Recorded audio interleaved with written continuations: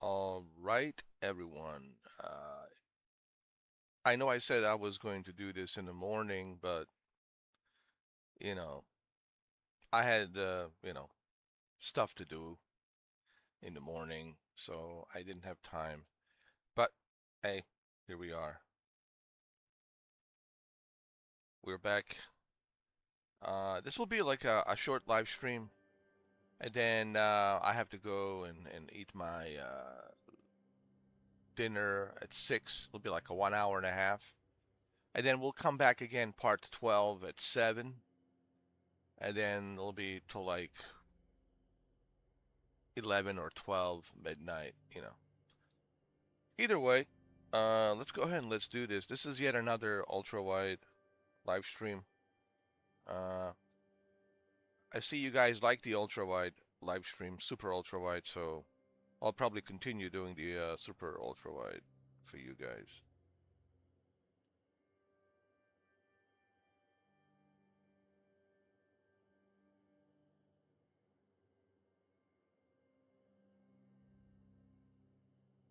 All right.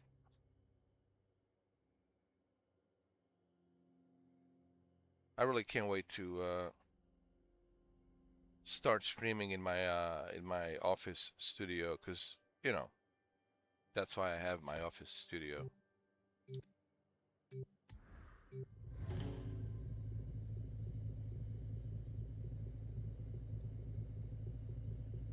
But it's not going to be till like by the end of the summer, like possibly September.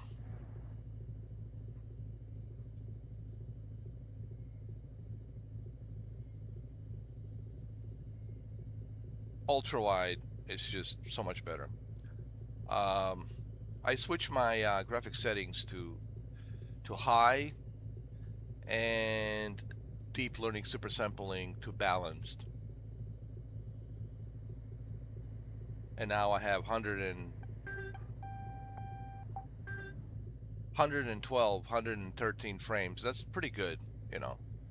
To be running this game at this resolution, ultra wide, with gaming laptop, with high settings, uh, with up to 113 frames. That's pretty good.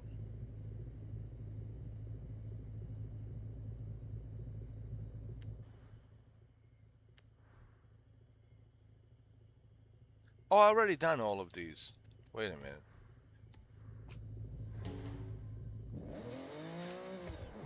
What am I doing? I already done all of these. You can replay these missions, but I already done all of these. I know where we're going. Okay, We're Sonny Jim, what's next? we're going to the festival wristband event. Okay, Sonny Jim, I have set your route to the nearest Horizon Rush event.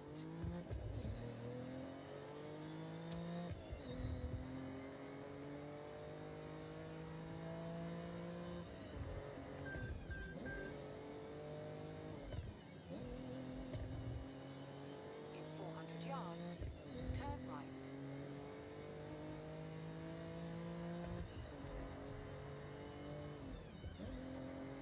Turn right. It's pretty impressive to be able to reach 113 frames at the ultra wide resolution like this, in my opinion.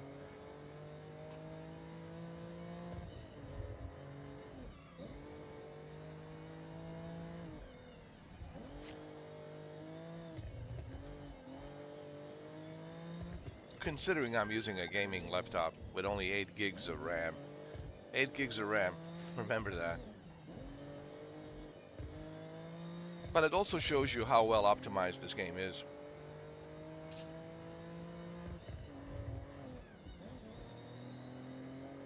This is Nissan Fairlady Z 2003 version, I believe.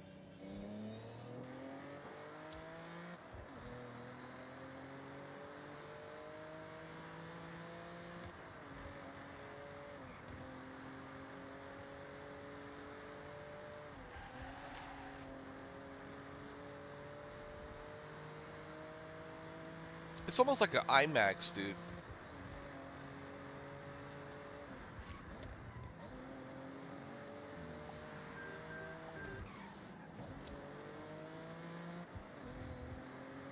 400 yards, turn right.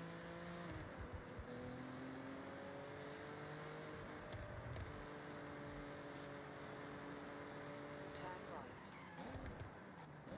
This will be a long trip. We're going up to the mountains. Yards, turn right. We're going up to the Japanese mountains. A lot of snow.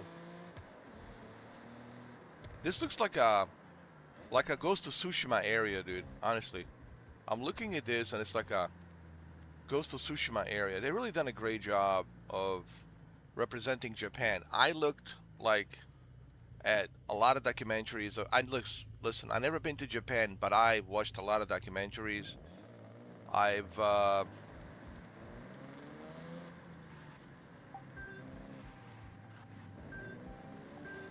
I've also played the Japanese Railroad East train simulator, and watched a lot of Japanese documentaries and a lot of Japanese movies, TV shows, especially on Netflix.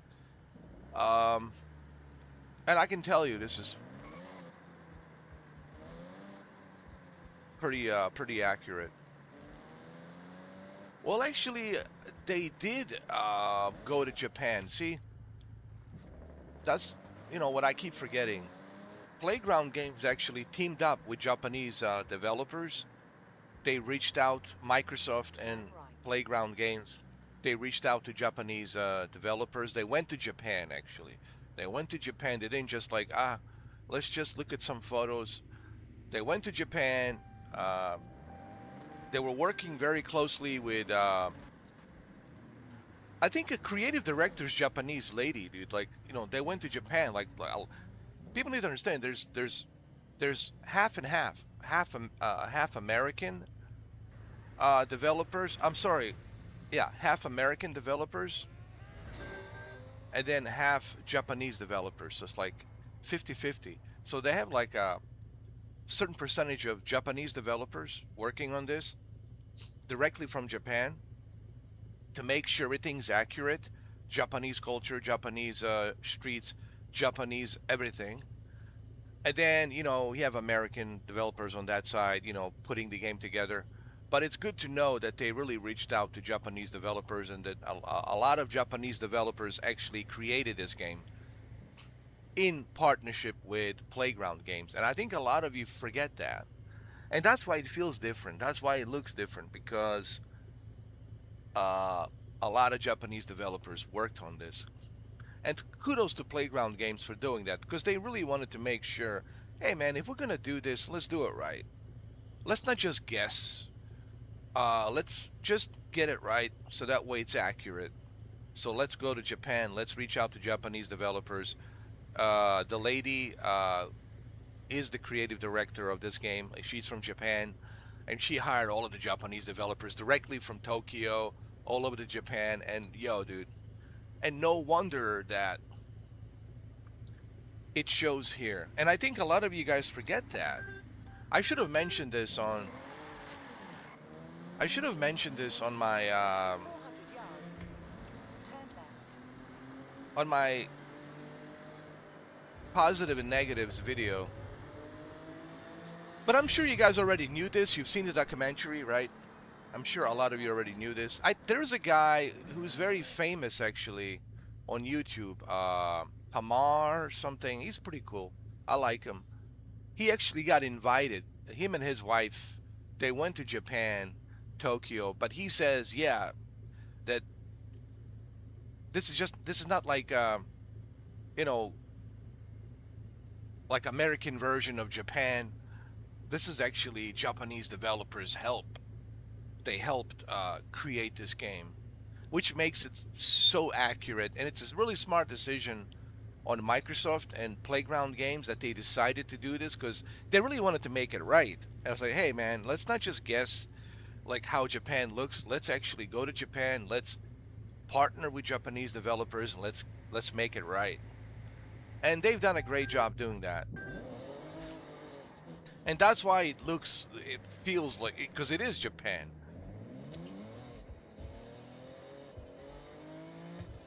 Like it's you're always reminded that you are in Japan, and that's the beauty about this game.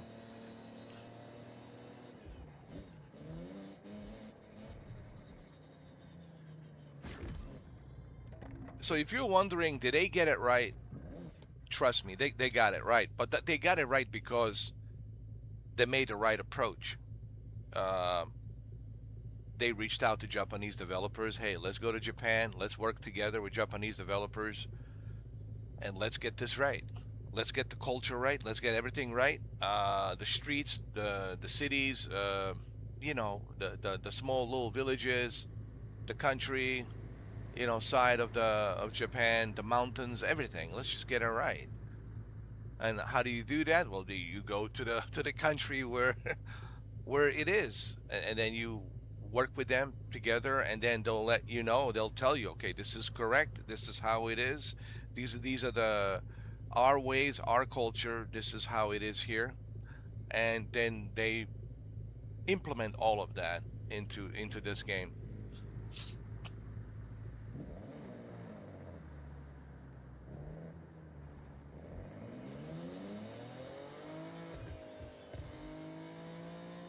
Believe me, if they didn't get it right, a lot of Japanese would have said, "Hey, this is not right. You didn't get this right. You didn't get this street right." So what the playground games did is exactly what the Rockstar does. Like Rockstar does a lot of research. Like if they're doing Los Santos, which is Los Angeles, right? They want to make sure they get everything right. They can do it like exactly like LA, because they can use the Los Angeles name, but use the Los Santos. But they got it very identical. Like if you look at the airport in Los Santos, it's like LAX right next to the ocean. If you look at the Hollywood Hills, which is Winewood Hills, Hollywood Hills, it's exactly like LA. So just like Rockstar Playground Games here made the right decision to actually go to the country and work together with Japanese developers, and it's important that I mention this because um, I forget this, and I think some of you forget this. You don't realize this, and I should have mentioned this, but I figured everyone has seen documentary, so and this is why it feels different. This is why it's different this time around, because there's Japanese developers involved. It's not just you know playground games making their own version of Japan. So they got it right, and that's important to mention, I think, because I think that's why this game is so successful. It's because they got the whole Japanese culture and streets and highways and everything else correct, you know.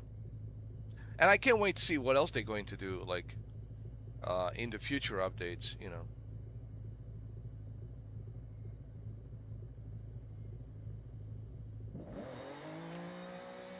All right, let's go. We got a long way to go. And the streets, not just like the signs and the streets, everything, like they got it right. The tunnels, all of it, like every little tiny detail, they got it right. And if you ever go to like, I'm sure if I go to visit Japan, I will say, hey, dude, I remember this. I remember this tunnel in a video game. Like right. If you ever go to Japan, you'll probably like remember some of these landmarks in some of these areas, right? You'll pull up over this bridge and you'll say, hey, man, I remember this. Yo, I remember this. I remember this river, right?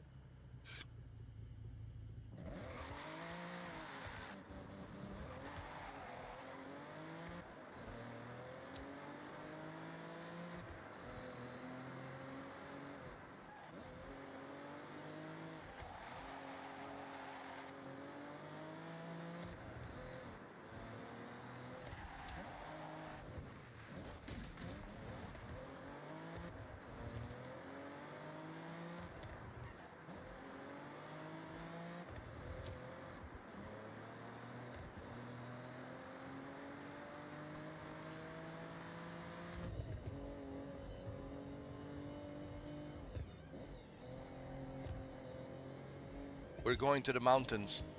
That's our next festival. Today's what, my fifth day, right? Sixth day? Tuesday, Wednesday, Thursday, Friday, Saturday, Sunday. Yeah, sixth day.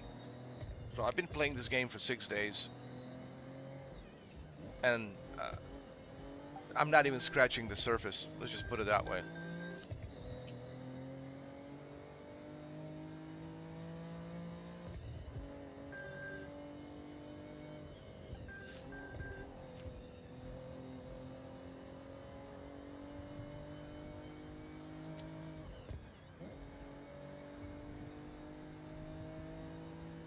What if you finish everything? All the challenges, everything. Well, dude, you can just chill and drive.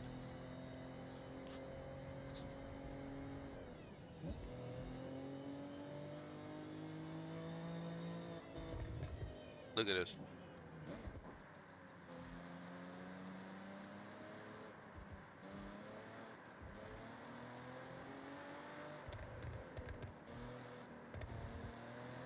You can just chill and drive, you know?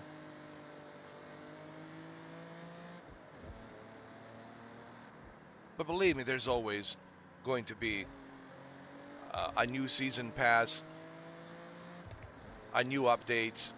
Trust me, new challenges, new festivals. And then there's a multiplayer. Now, multiplayer, as I said, it's rough around the edges, man. It needs work.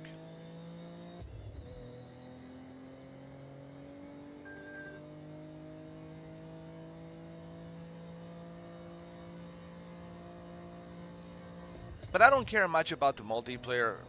You know, I don't think you guys really care much about the multiplayer. Let's be honest. I think majority of you just wants to like drive around and hang out with your friends, right? Create your own private lobby and hang out with your friends and drive around, right? I doubt many of you will play with a bunch of random people online. I think a lot of you just hang out with your friends, go on a party chat, drive around, create private lobbies. Uh, and that's the best way to play multiplayer with people whom you know. Um, that's what I would do. But once you step into playing with a bunch of people you don't know, random people, you don't know who you're playing with, man. You don't know who's on the other side of that computer and what they're doing and what they're manipulating, etc., etc. I'm not saying everyone's cheating, but you got to understand how many people are accessing this game, right? And not everyone's going to play fair, all right? And they're certainly not going to tell you if they're manipulating something, of course.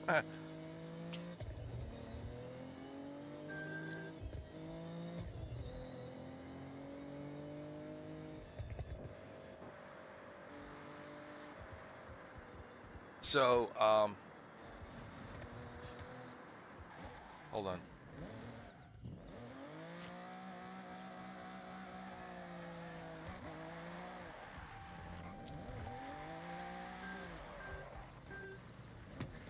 Yo, this is beautiful. Look at this. We need to take a photo of this. Yo, we need to take a photo. This is just beautiful. The Mount Fuji is right there.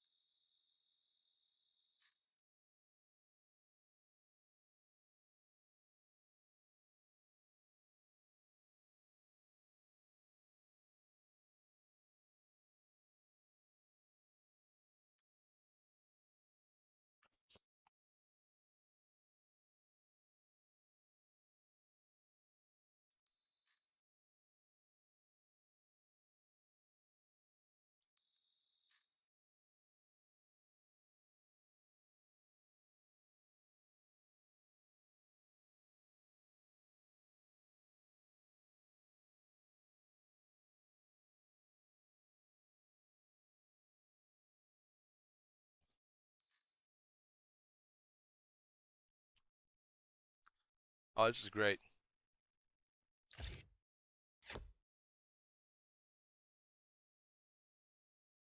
You guys can go check out these photos. Um, and find them on Forza Horizon 6.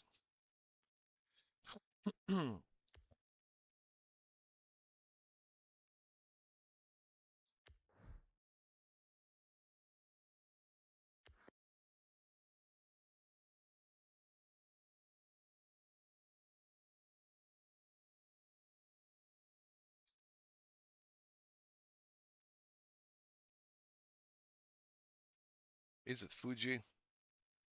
Forza Nissan Fuji. Fuji Mountain, right? Just call it Forza Nissan Fuji.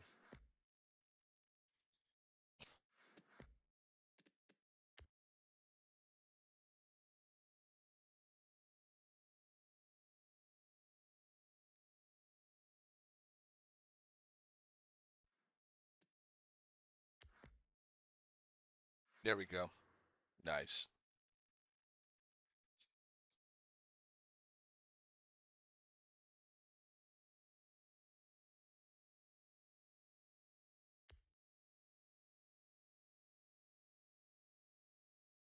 Oh, this is even better, dude.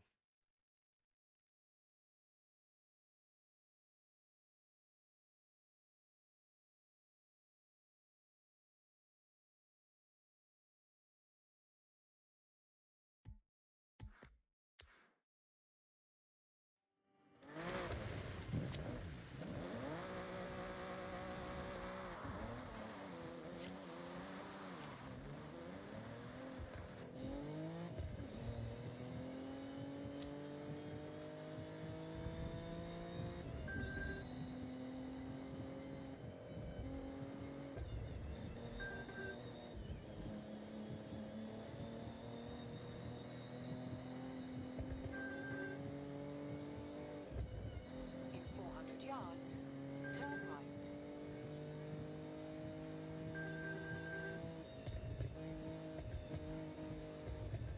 Turn right.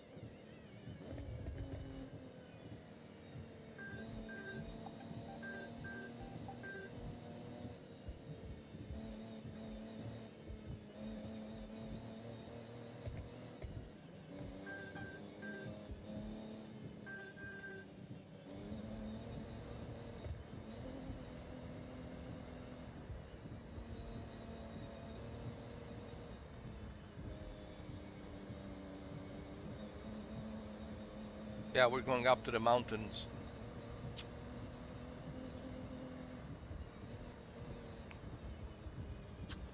For this festival.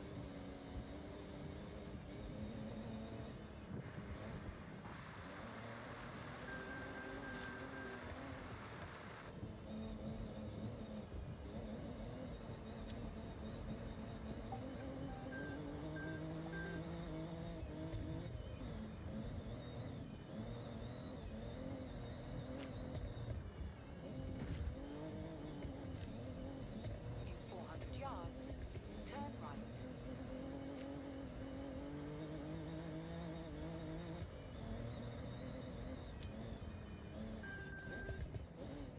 Oh, we got to take a photo here, dude.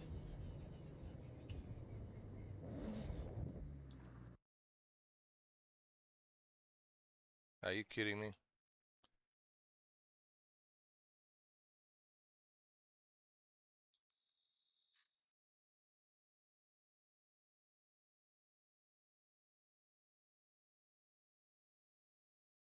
See the nice view of Tokyo.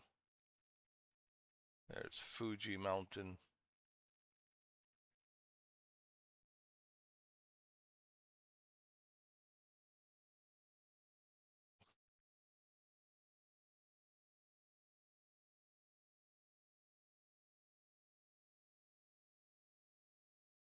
Beautiful. Beautiful. It's like an IMAX. It's like Christopher Nolan's Forza Horizon 6. Pretty cool.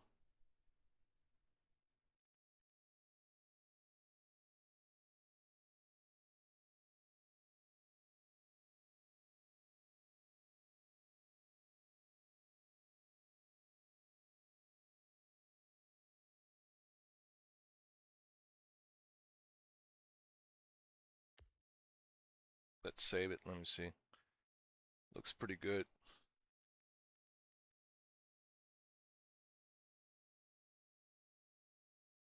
I know you guys are getting a widescreen version of this, but I think if you put in a full screen, if you watch on a big screen, it will look better. So if you're watching on your laptop, I would suggest a full screen for a better experience. Same thing if you're on your phone, select the full screen. It'll look like a movie experience, like a letterbox movie experience, but you will understand like the fidelity of field of view. I think this will give you a better idea how amazing super ultra wide is. Now imagine how amazing it is for me watching this in a 50-inch. Now, if you're sitting close, even closer to your 50-inch ultra wide, then you can't help yourself but feel totally immersed while driving, especially when you connect the racing wheel, right? So you get this complete full immersion of this game. Um, and it's something that has to be experienced. I try my best to kind of give you uh, some idea through these videos, but uh, idea is just an idea. It's not a full experience. Like I can talk to you about, hey, you know what it's like to climb a mountain, and you're like, okay, but you have no idea because you never climbed a mountain. Or like, hey, you know what it's like to fly a helicopter, and you're like, okay, but you never flown a helicopter, right? I'm just giving some examples. You know, what's it like to be a hunter? Oh, okay, oh, that's interesting, but you never tried it. You don't know. Or what's it like to be, you know, running a marathon during the summer and it's like a 90 degrees outside and you're so thirsty and dehydrated, right? And you need some water constantly. Uh, I talk about the same thing with everything else with the PlayStation VR 2 and Microsoft Flight Simulator 2024 and ultra wide. You know, until you try something you don't know, dude. This is what people need to understand. You'll never. I don't care how much research you do. What's it like? What's it like? What's it like? What's it like? Have you tried it? I don't care what you researched. What's it like? You haven't tried it, so you don't know. So experience is everything. I think in every field, and I don't want to go into a different subject talking about this because we're playing a video game, but I'm using this analogy to make a point that everything in life, it's the experience. It has nothing to do with your research. I don't care about your research. You research, oh, I've studied Japan, or I researched Japan. I study the history of Japan. I don't care. Have you ever been to Japan? Have you ever spent time there to talk to people, to learn their customs, to learn their slang, how they talk and everything? How these symbols have so many different meanings. Have you done that due diligence? Have you been there? A lot of people say, well, why is that? It is important. Have you been there? You never been there. So what do you know? And this is important, man, because experience, it's everything in life. If you never been there, like, I don't care what you research, right? Or like people talk about even where I'm from, from my country. Like I have some people try to educate me about like my country and where I'm from originally. I'm like, dude, just stop. I was born there. I lived there for 13 years. I don't need you to educate me. That's my native language. So I always like to tell people I don't care about what you researched. Okay, have you been there? Have you experienced something? If you never experienced anything, then you don't know. And that's the point I'm trying to make. Whether it's ultra widescreen, whether it's a virtual reality, PlayStation VR 2, this applies to everything in life. If you have not experienced it, then you don't know. And I think that's the point that I'm trying to make. Now, let's continue.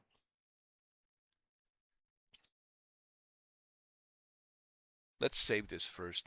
We have a lot of photos. Have you ever been to a concert? Oh, you never been to a concert? Well, what do you know, right?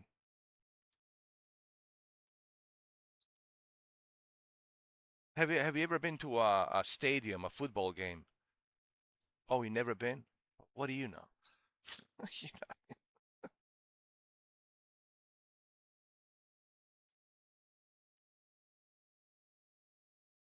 I mean, I can make these examples all day long, you know.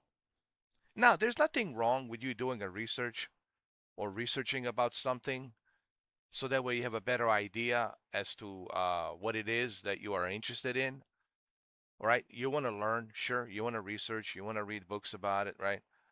But you still have to experience it, right? Um, because the problem nowadays is that I see on the internet, everyone's an expert on everything. Like, when did this happen? When did all of these YouTube celebrities all of a sudden they all are experts on everything, but none of them have PhD, none of them have certifications, none of them are certified. Like, why should I listen to you? You're feeding me your opinions just because your life is a certain way and you experience life and you got lucky. Now you're trying to tell everybody, hey, you can also be lucky as me and you can have my experience. That's a bunch of BS. Not everyone's going to have the same road as you have. Not everyone will have the same luck as you have. Not everything that worked for you will work for them.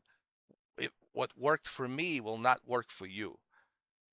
So there's a lot of BS out there, and a lot of people, I noticed that on YouTube, are everyone's a PhD certified this, certified that, and none of them have any certifications, but yet they're talking about so much of everything, right? And they're trying to tell you, oh, this is how it is, and this is how it is, and uh, when it comes to YouTube, there's a lot of bullshit out there, and you got to be careful not to step on it. I'm just telling you right now. When it comes to social media, internet in general, because everybody wants to make money, everyone wants to get the clicks and views, so that way they can, you know, make money. But none of them are expert on anything, and it's interesting because, like, there's certain people that I listen to, like Neil Tyson deGrasse. He's a certified, scientist and physicist, right? So what he says, sure, I'll listen because he's a certified scientist, physicist, and so he knows what he's talking about, right? Uh, if you're a certified psychiatrist, like Dr. Phil is, sure, I will listen to what Dr. Phil has to say because he's certified. He's been doing it for how many years now? Like 30 years, 40 years, okay? 40 years, right? So what he says, I will listen. And it's important that people like uh, be careful like whom they listen to on the internet. If they're not certified, if they don't have any certification about the subject that they're talking about, why should you listen to them? That means they have no credibility. So they're making their own opinions about what they think about the subject that they're not certified to even talk about. Why is this so important? Because if you don't listen to people who are certified and you just listen to random people, then you are stepping in some very, very strange waters and very dangerous waters, and then you're gonna have this idea indoctrination that this is how it should be. Then you're going to be brainwashed and indoctrinated, and that's dangerous. That's not good because the person behind that camera doesn't even care that they're spitting a bunch of BS. They only care that they're making money behind the scenes, right? And again, and this is the YouTube platform. Everyone can make whatever content they want to make, but you also have to, you as an individual, you also have to educate yourself on what kind of crap should I listen to and watch. You have that option. There's a lot of crap out there, but I choose not to listen to it. I not choose not to watch it. If it's a certified, like, okay, if somebody's talking about uh, like dementia or psychosis, okay, let's see, who is this? He's a doctor, certified. been a doctor for 30 years, 40 years. Oh, okay. Well, he's a certified psychiatrist, doctor, PhD. Okay, all right. He has credentials. He's been doing this for 30, 40 years. So I will listen to that person because they have certification. They've been doing this for 30, 40 years. So what they say certainly has a merit to me because they're certified on that field. If you're not a car mechanic, right? You're not certified car mechanic. You don't know what even carburetor is. You don't even know what the purpose of the pistons are and what the purpose of the transmission is. How do you think the car moves? Why do you need transmission, right? And why is it shifting speed? Shifting gears, I'm sorry. If you don't understand, how does the combustion works and how does the engine and the fuel works and the fuel injection and all that, if you have no certification, dude, why should I listen to you, right? So I think certifications are, now you can have your opinion. Don't get me wrong. There's absolutely nothing wrong with you having an opinion, but just remember, opinion is just an opinion. It's not a fact.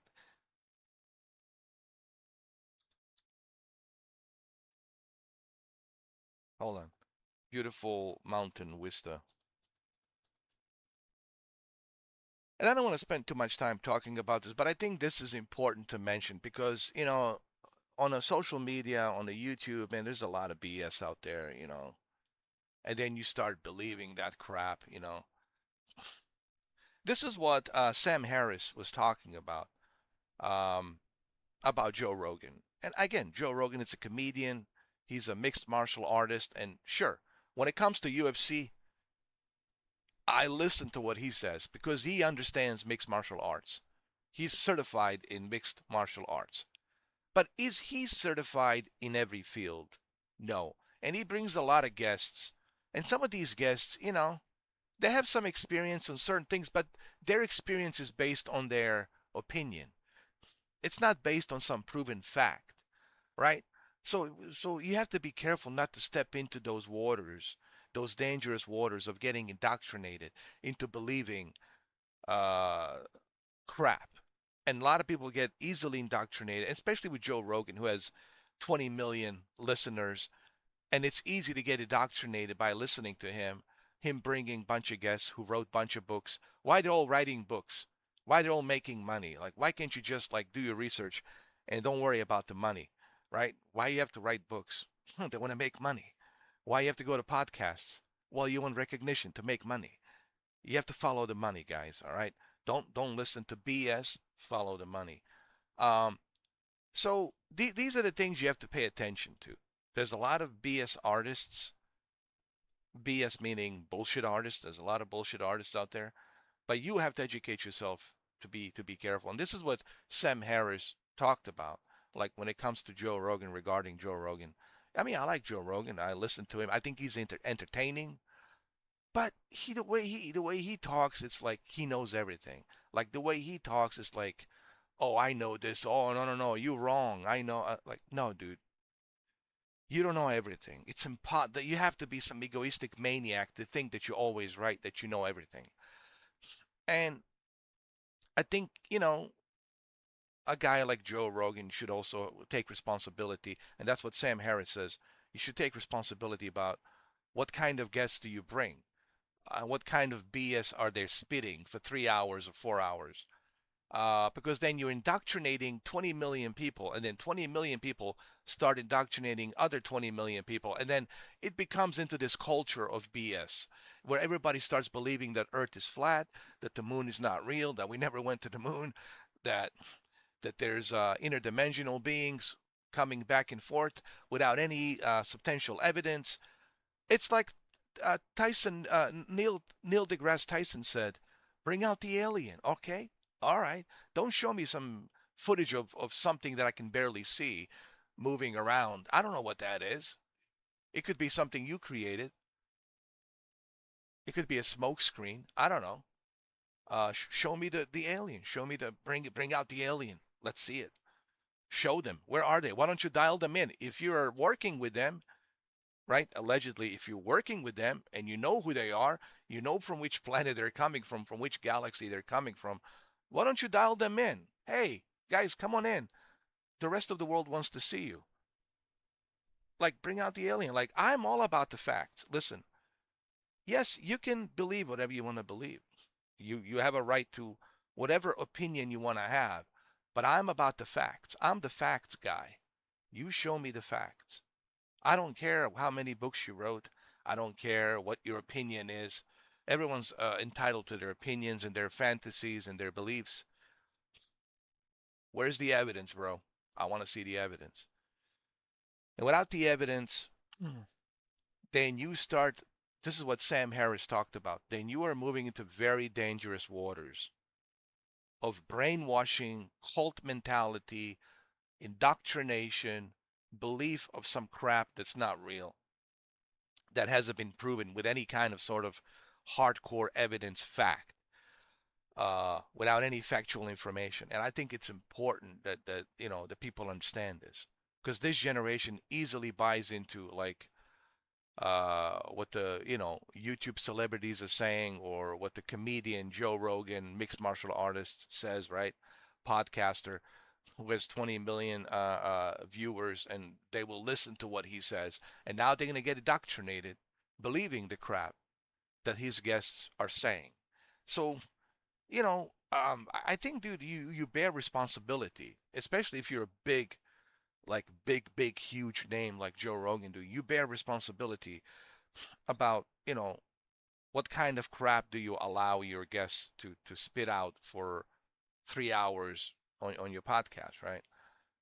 But anyway, that's just my opinion. I mean, I personally agree with Sam Harris, because Sam Harris likes to stick to the facts, and that's one of the things that I find out about Sam Harris podcast from Jocko Willink. Jocko Willink mentioned him because Jocko Willink became known because of Sam Harris's podcast. Um, and Then I started watching, Jocko Willink, and then I started watching Sam Harris because of Jocko Willink. And look, I don't agree with everything that Sam Harris says, okay? It's 50-50. But one thing that I do appreciate about Sam Harris is he sticks to the facts. I think the facts are very important, man. I can't argue the facts. We can have a debate about certain other issues and opinions, right? Certain other subjects, but when it comes to facts, I can dismiss the facts. Because if I start dismissing the facts, then I'm living in some sort of altered reality, right? What's the fact? The fact is, I need oxygen to breathe. Can we all agree on that? Okay, so that's the fact. The fact is that I need water to survive. I need food to survive, right? Those are the facts, right?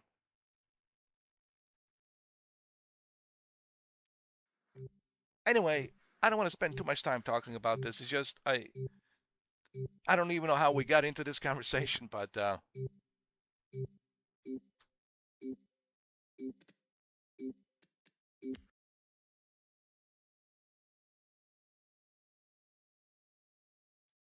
hold on. Let me just save this photo.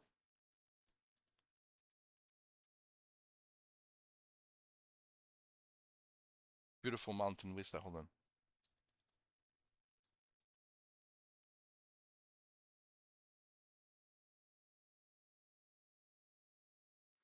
There we go. All right, let's continue. Like I said, I sorry that I spent too much time talking about this, but I felt like this is important that I mentioned this. You know, Especially for the younger people who are Gen Z. That's all they do is they watch their tablets, their phones, their laptops, and they're constantly scrolling the YouTube and social media. They're constantly scrolling through TikTok, and they get indoctrinated super easily by watching the crap that's not even certified. Doesn't even have any credibility, right? And that's dangerous. And I think that's what Sam Harris was talking about. Like then we're stepping into some very dangerous waters, of altered reality where we don't accept that anything is real. That's dangerous. If you accept the fact that nothing gets real, that's not good, bro. Yo, dude, how do you function, man? That's not good for your mental health. That's not good for you in general. It's not good for you. So, we have to come to some agreements of the basic factual knowledge. The sun rises on the east and sets on the west. We have 4 seasons, okay? It's hot during the summer and it's cold during the winter. So it's like you know what I mean? These are the things that,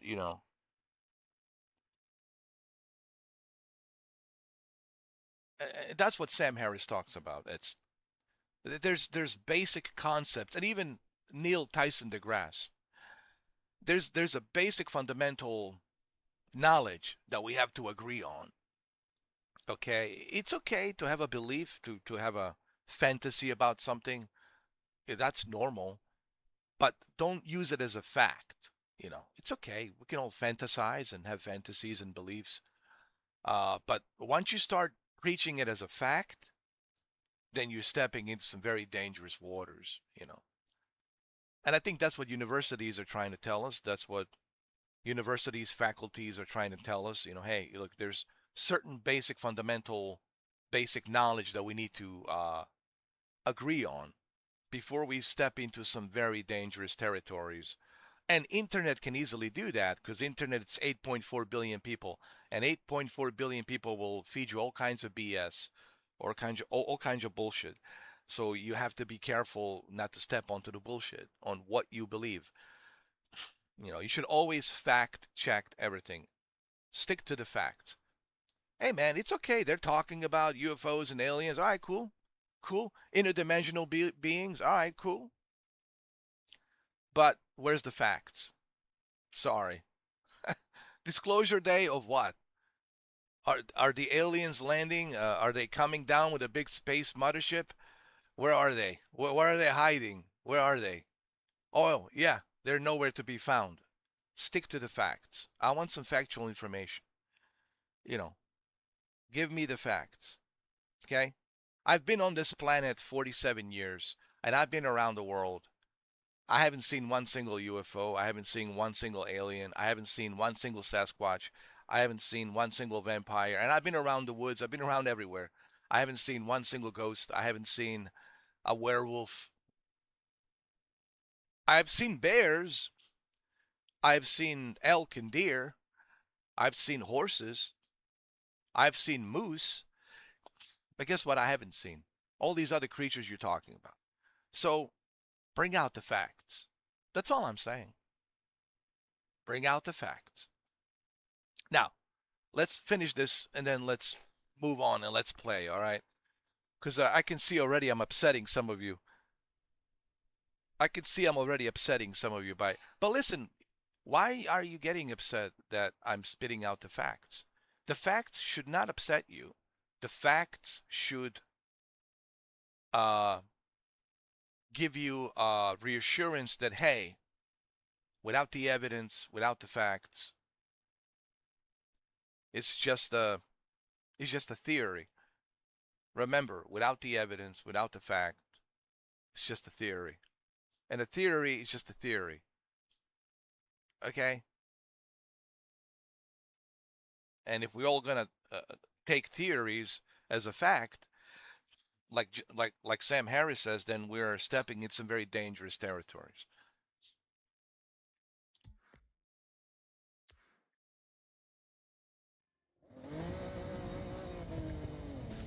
All right, so I'm not gonna talk about this anymore, but I just felt I needed to make my point, regarding.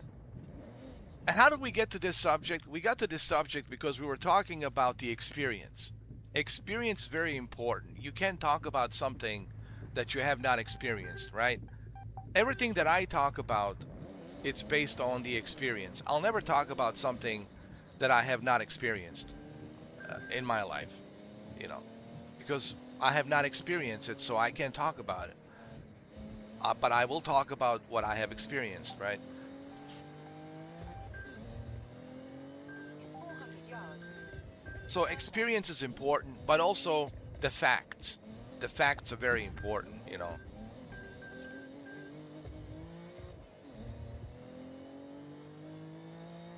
Because if we start living in a world without facts, Turn left. then we're living in a very altered reality. And that's dangerous because then you start believing anything. And when you start believing anything, that's dangerous. Then you're vulnerable, and that's not good. So that's why we have, you know, universities, that's why we have colleges, faculties, that's why we have schools for you to learn the basic, you know, facts. Okay? So that way you don't go crazy, you don't go cuckoo. But if you listen to Joe Rogan and all these other talking heads who are making billions of dollars selling you freaking books that cost $60, then you only got yourself to blame for believing that indoctrination. They have a right to say what they want to say, but you also should educate yourself. Educate yourself on the facts.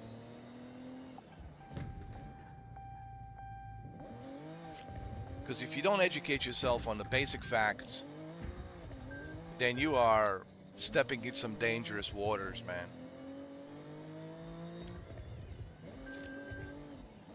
In 400 yards, turn right. Everything I just tell you, it's a common sense. You know, I'm not like, listen, if you want to believe in aliens, dude, that is your choice. You can believe whatever you want to believe. But don't use it as a fact.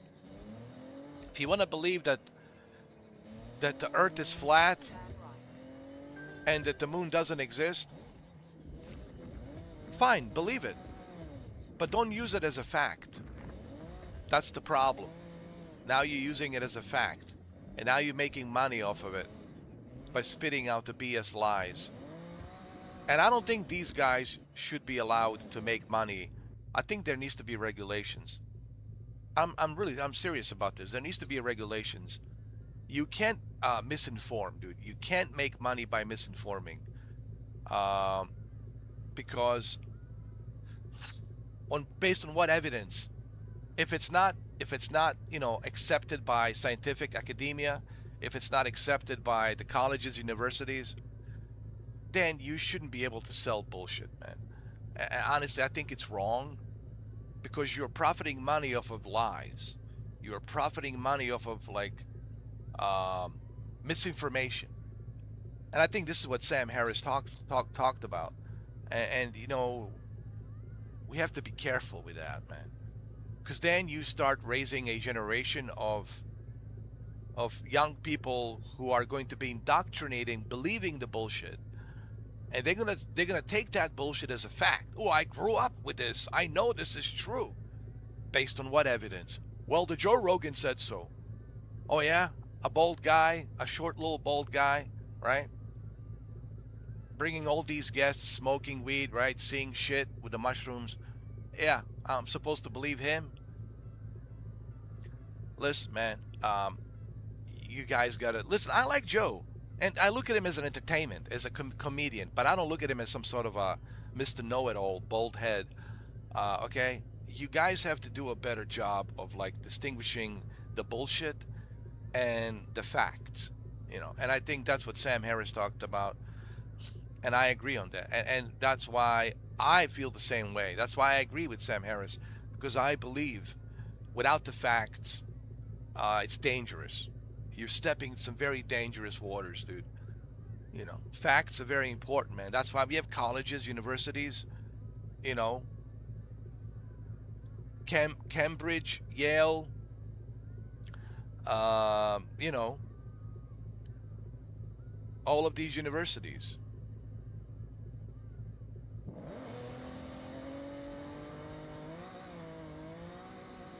Anyway, I'll get off this subject, but I just needed to like emphasize on this a little bit because I can't believe how much people actually believe the garbage that's out there on like on the YouTube and social media.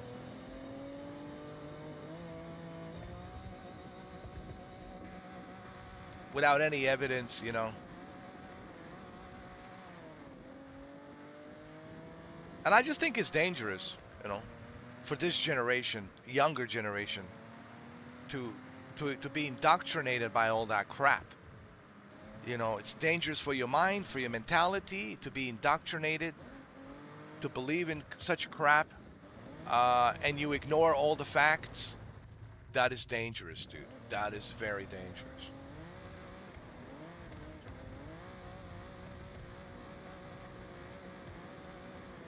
You need to accept a basic facts. Hold on, I need to change my car. Hold on a second. You guys need to accept basic facts. All right? We all, when we were born, we go to school and we learn basic facts. Okay? These are the facts. And we all agree to them because they are facts. And we cannot disagree with them because they are facts. Now, your beliefs, you can have your beliefs, but don't use your beliefs as a fact. And I think that's the danger that Sam Harris talked about, is now you're stepping into this indoctrination that's not fact checked based on any evidence, and now you are indoctrinated based on the bullshit, and you are ignoring the basic facts, and you're just being indoctrinated by bullshit. So I think it's dangerous. And social media, that's the problem with the internet and social media. It's not being regulated. It's like a wild west out there. It's free for all. It's not good, man. Internet also needs to be regulated, in my opinion, because what happens is when you let people loose without any kind of like rules, right? Without any rules and principles, what happens is then it becomes a chaos. It's chaotic, and then people start, you know, creating their own versions of reality of the world, and it's my opinion. I think it's pretty dangerous. Pretty dangerous for brainwashing. But that's just me. That's just my opinion. But my opinion is based on a fact. I stick to facts, guys. That's the difference between me and other people. I stick to facts. Other people stick to their own agendas and their own beliefs. Your agendas, your beliefs, and your emotions don't jive with the facts. The facts don't care about your feelings. The facts don't care about your agenda. And the facts certainly don't care about your belief. So I stick to the facts.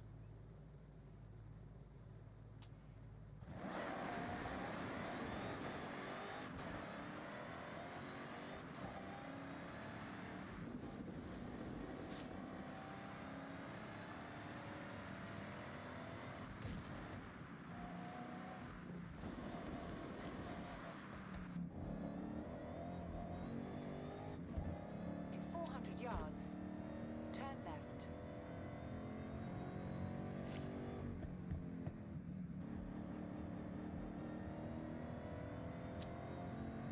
Turn left.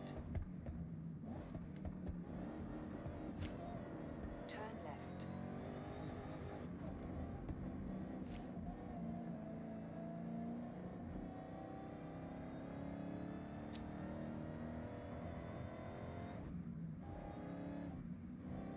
All right, here we go, guys.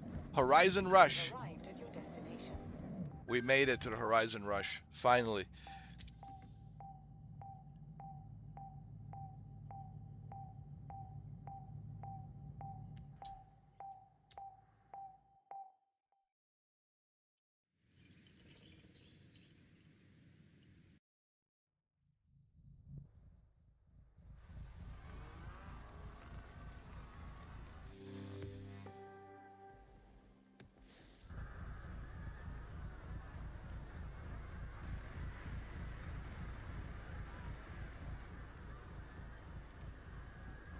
It's a rally time.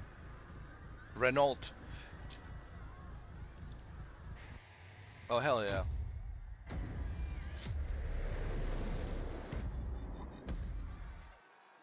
Horizon Rush.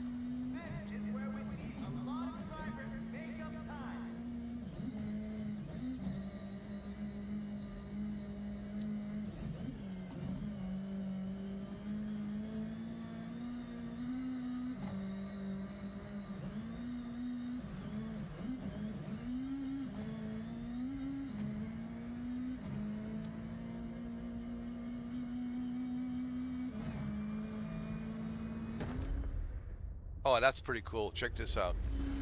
Wow.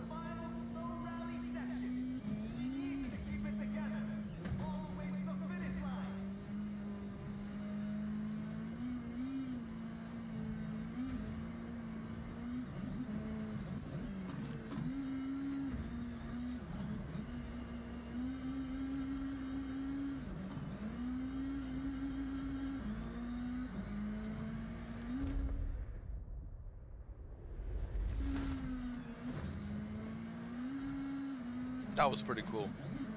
That was pretty cool.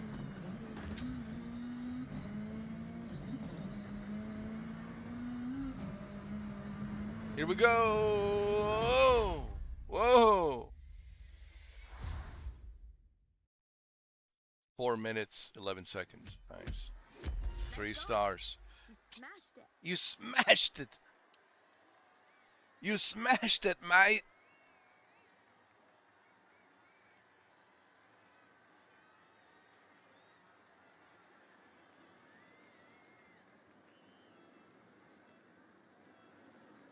You smashed it, mate.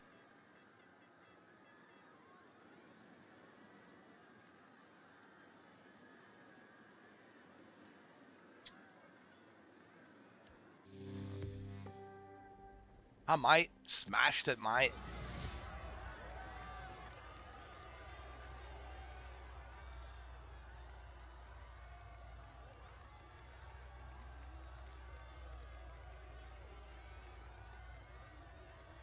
Hey, mate. You're good at a rally, mate.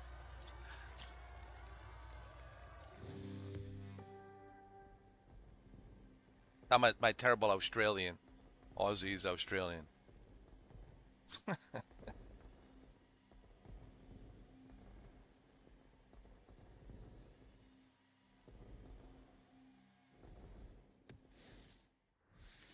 A fresh pink wristband is all yours.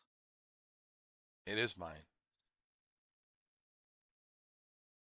How, mate? Have you traveled down under, mate? Down yonder, mate? Have you traveled down yonder, mate? Oh, you have not? Your next wristband is waiting behind this aerial showcase event. You can qualify by performing in these events. Just flash your wristband and you're in.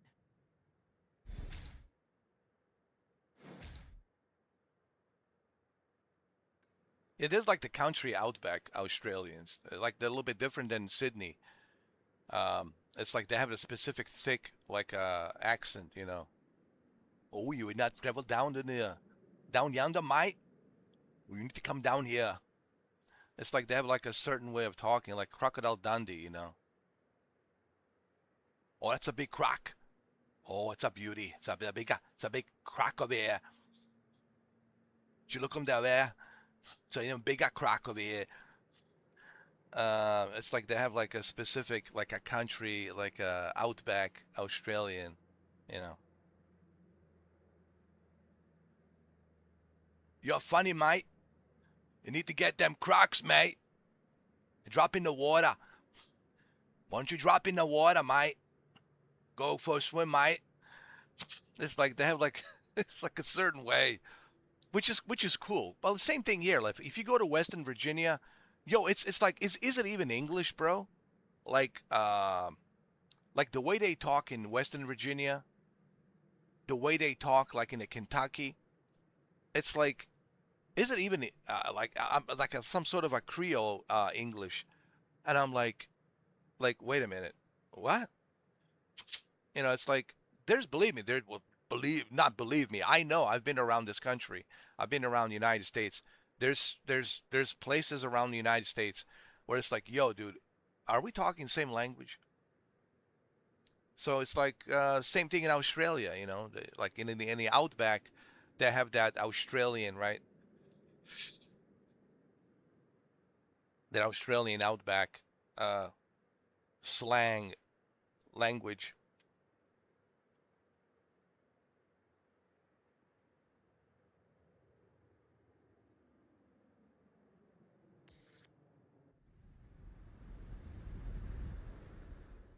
I'm sure you'll fly through these no problem. Good luck. All right, what are Turn we doing? around. What are we doing It's safe next? to do so. What's next to do? Have they ever done Australia?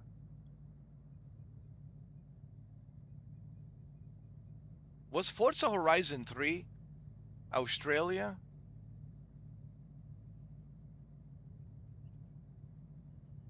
I think so.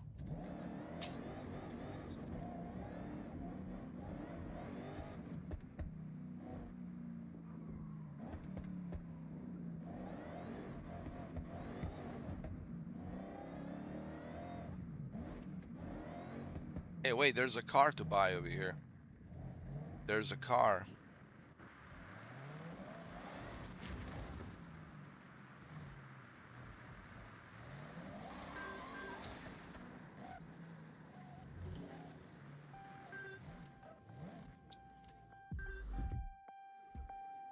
Only 23,000.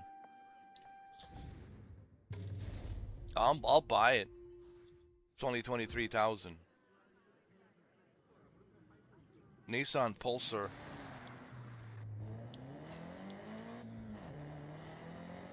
Not bad.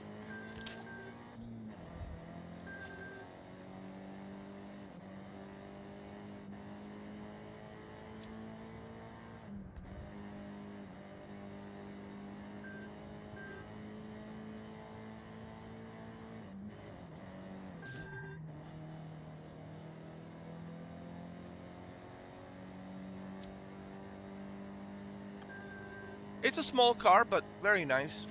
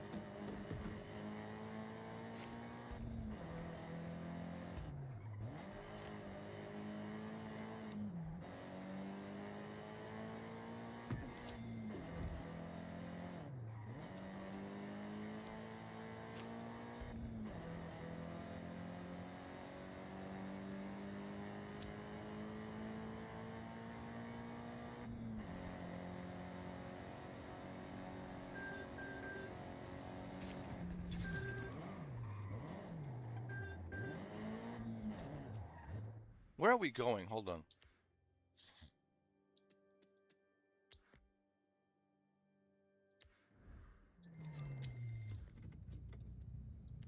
Yeah, I'll purchase this car. Why not? Nissan Pulsar. Yeah, I'll buy it for 23,000. Why not? I got 1,804,000, dude.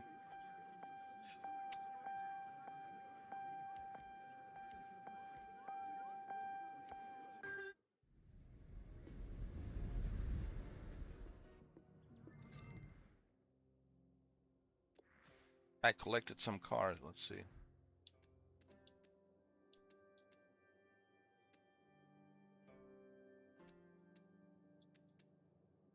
My collection is growing slowly but surely.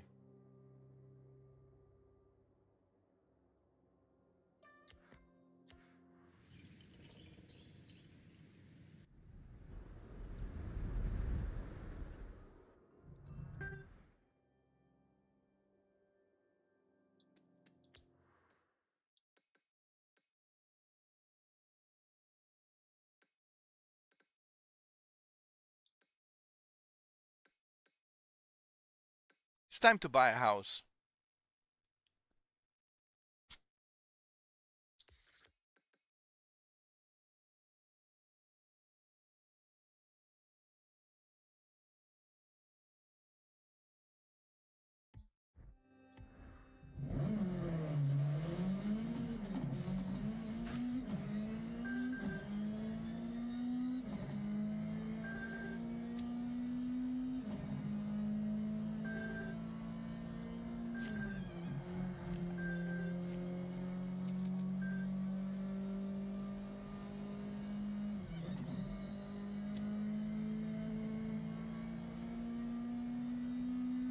It's time to buy a house in this region.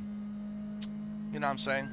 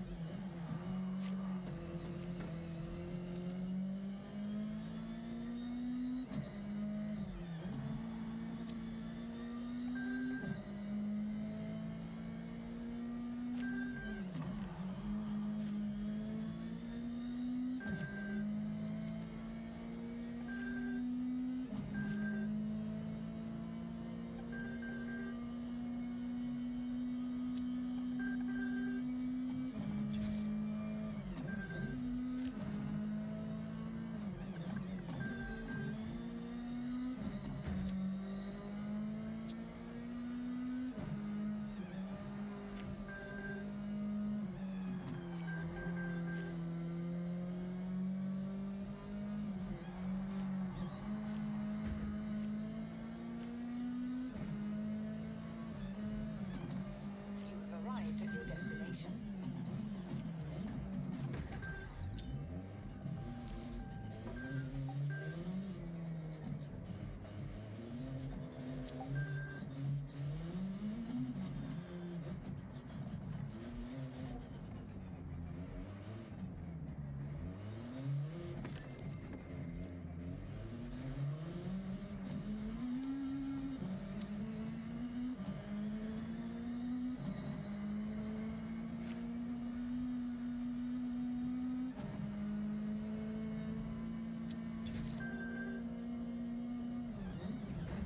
Oh, oh, Lord.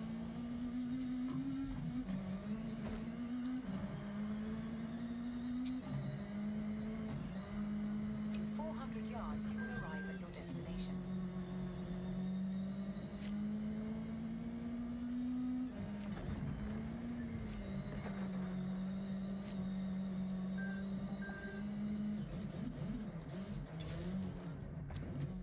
All right, let's buy this house. Now, this is a special place. A little remote, scenery for days. You're gonna love it.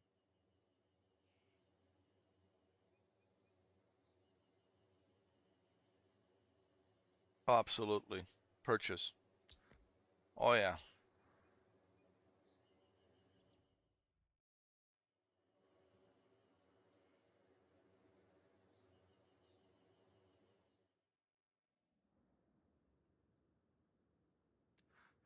Welcome back, Sonny Jim.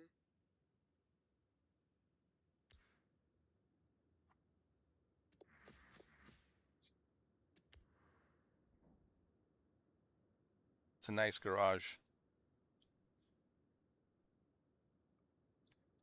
Well, you have to remember here, I will be able to, like, put more cars. And not only that, but at the same time, I can always start from here. I can fast travel here and start from here. I don't have to, like, drive all the way up here. That's another, uh, benefit.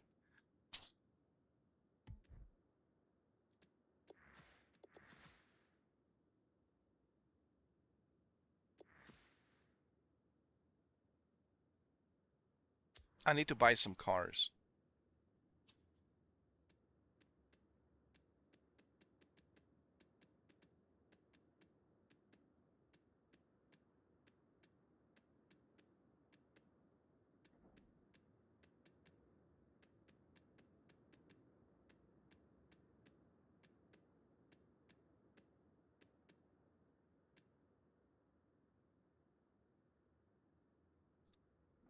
I need Mitsubishis.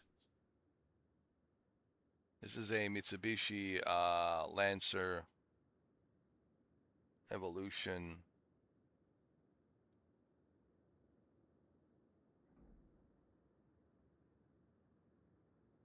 Eight.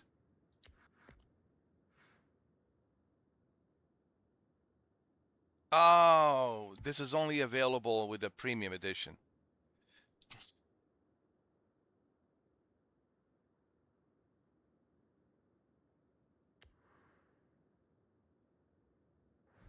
The other one, it's part of the premium. It's like a special version of the Mitsubishi Lancer 8, but it's a part of the premium edition. That's okay. I'm not paying $60 for that when I can just customize it. When I can just customize it myself, dude. I have my own version.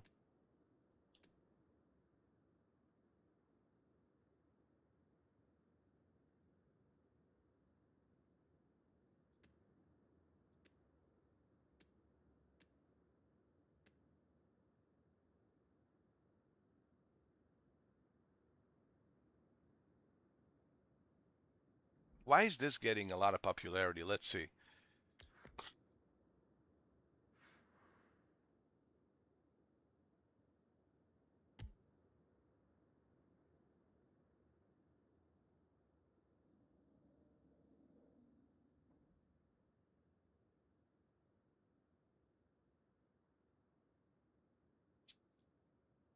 Yeah, this is getting a lot of popularity.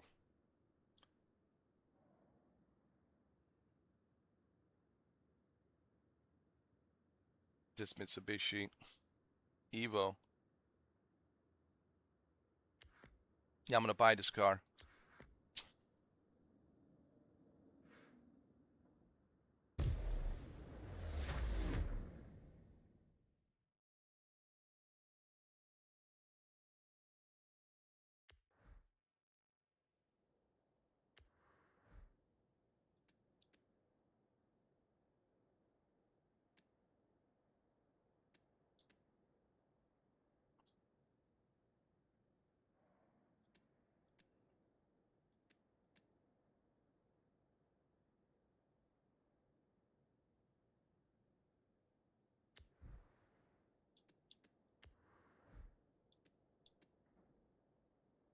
Oh, hell yeah.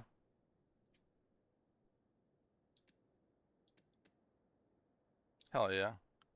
This has one, two, three, four, five lights, including the headlights, two headlights, six and seven lights, dude. This thing will be very bright at night.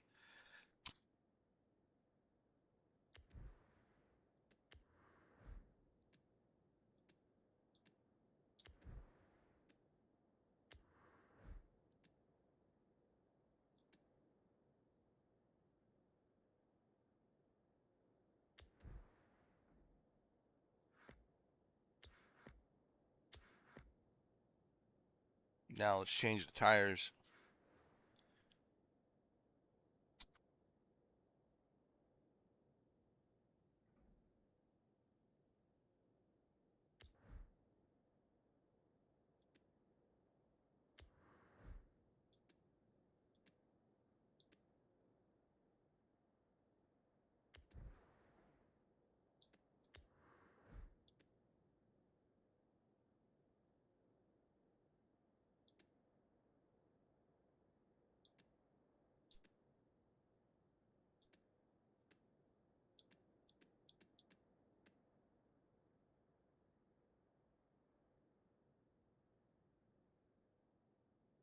Oh, I like this. This is great.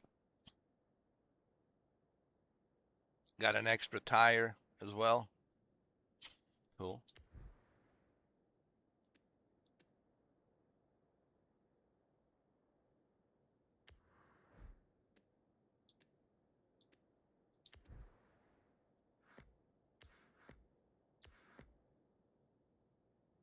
What else do we need to fix?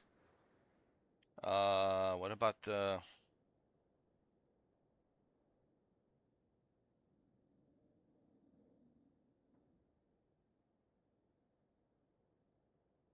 Let me see. We already did that.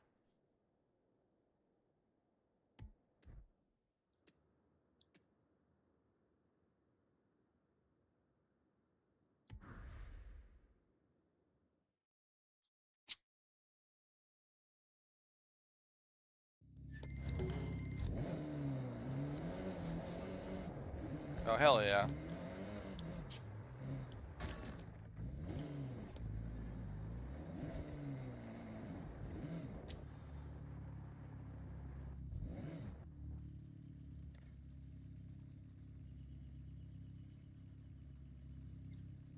Looking good. Let's customize it some more.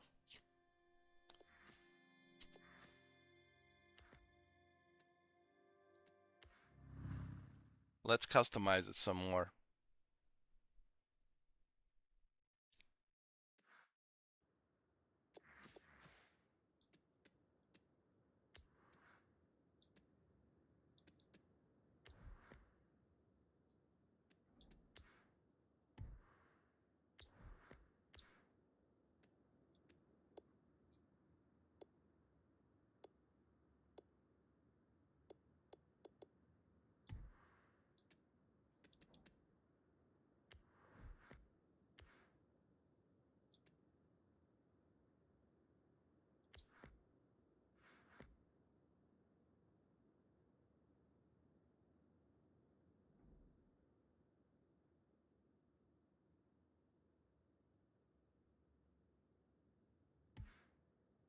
No, I'll do custom upgrade.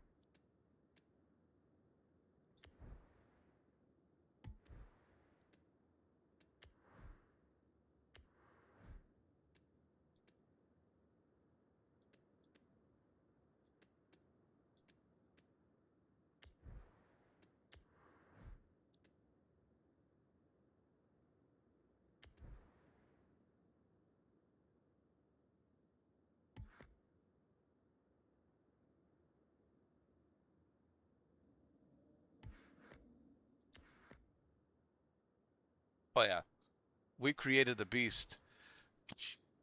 I still got 1,013,000 credits.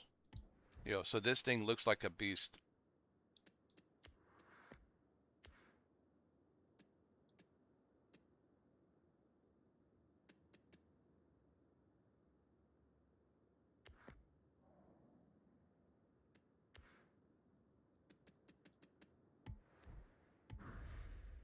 Let me see. Yeah, this car, it's a beast. It's a beast, Mitsubishi Lancer.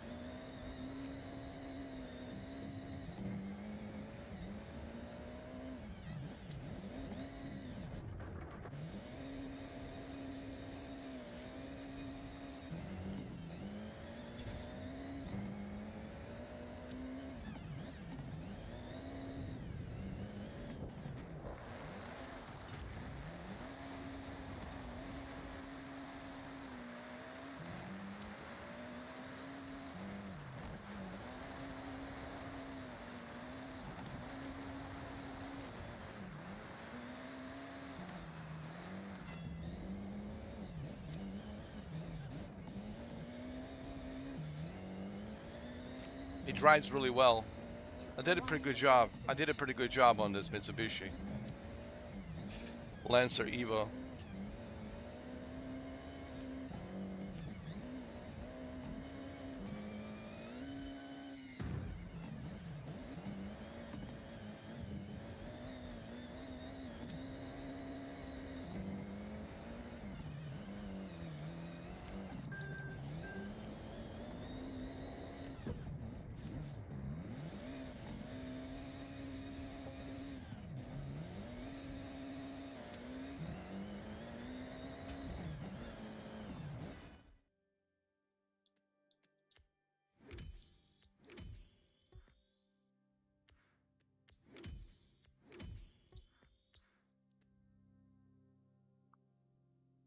I love this Lancer Evolution 8 Mr. 2004 Mitsubishi. It's very rare, but it's really good. It's really good.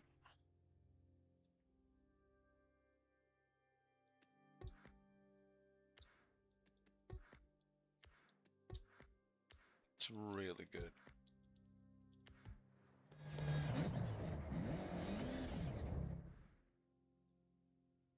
Hold on. Do I have any? I have 11 wheel spin. Let's use the wheel spin. Hold on. Let's see what we have. What do we have? What do we have? Hell yeah, 200,000. Yes, the money has been made. The money has been made.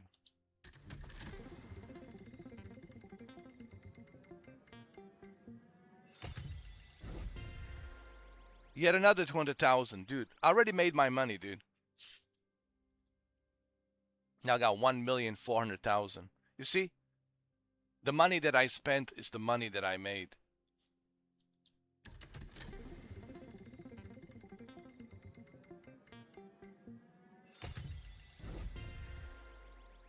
Yeah, I don't care about the watch.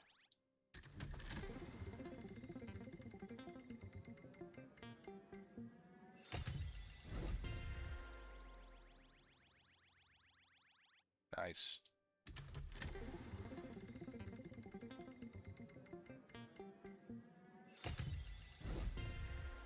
Ooh, got myself a Corvette.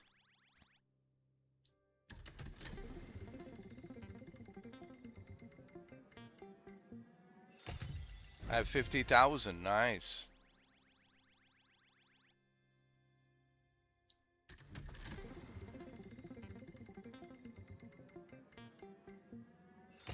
$250,000. Oh hell yeah, we got some money. Some money in the bank.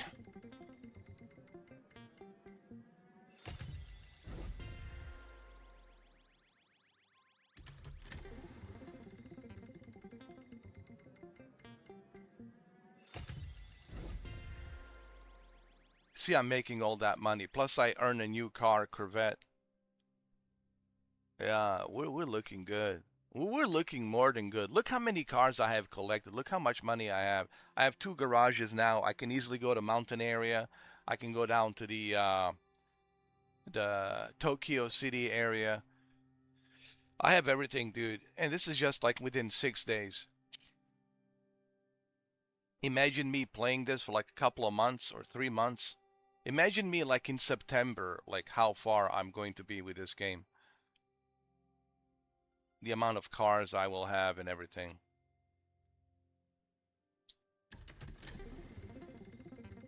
This is our last spin. Let's see. Nice. Nice. Oh, this is our last spin right here. Eh. Look at that. 1,794,000. Just like that. Just like that. Just like that.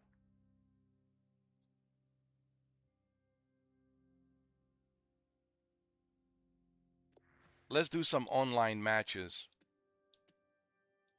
Let's do rally. Road dirt. Yeah, I want to do a road dirt. Cross country.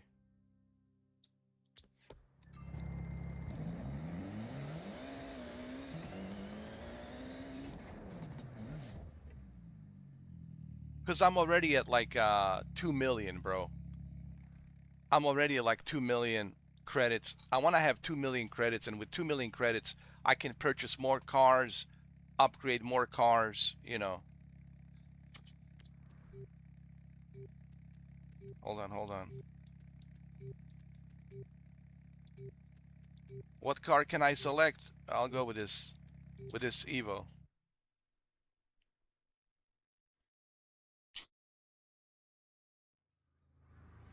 I need to upgrade this Evo. 2008 Evo.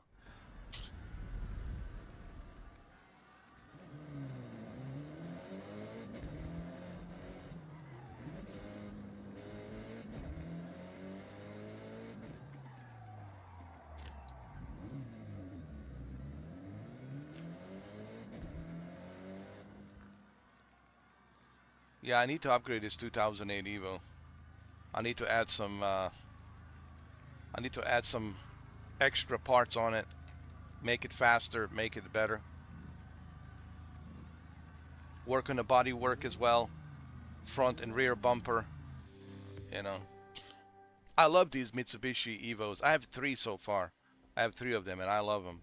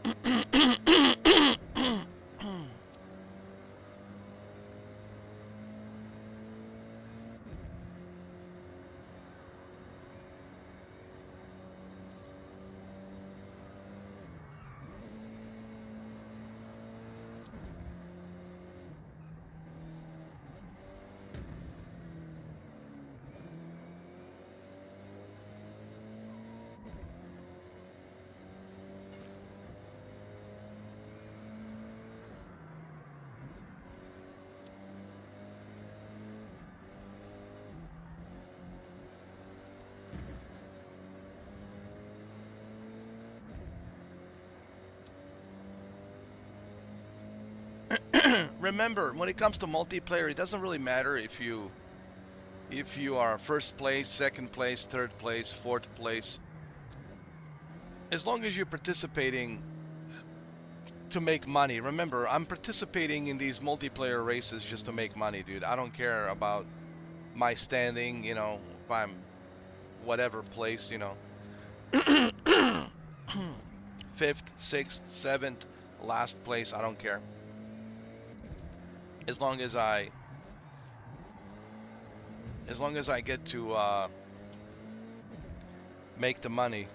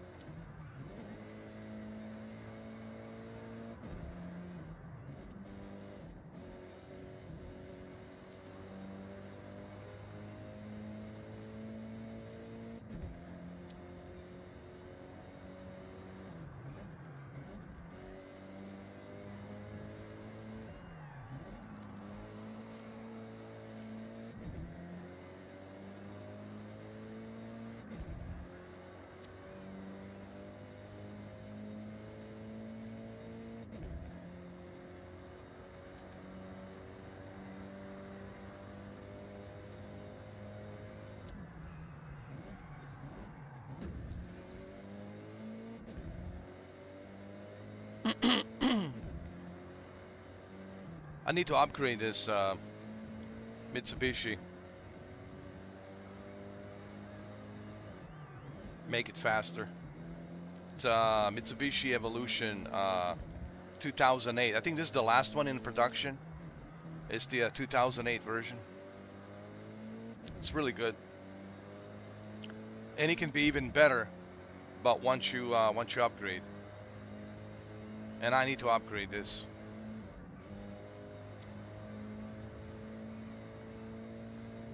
Customization is one of the things that I really find addictive about the Forza Horizon 6.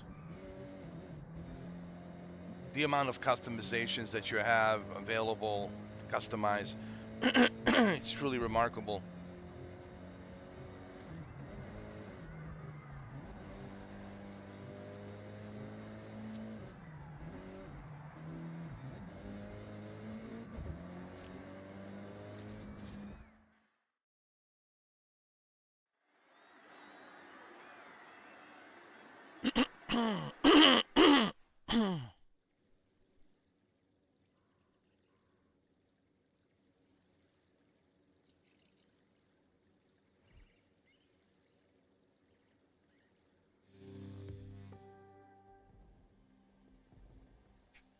Forza Horizon 6.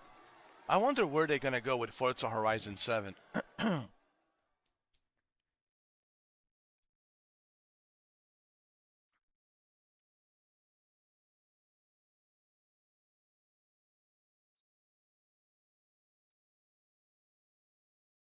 hope you guys are enjoying this super ultra wide experience. I think it's pretty cool. You get to see my camera above, and then you get to see the letterbox. I think it's pretty cool. Yeah, how many people are actually doing this? Like, right? How many people are actually streaming ultra wide? Exactly. I'm giving you like an IMAX experience here.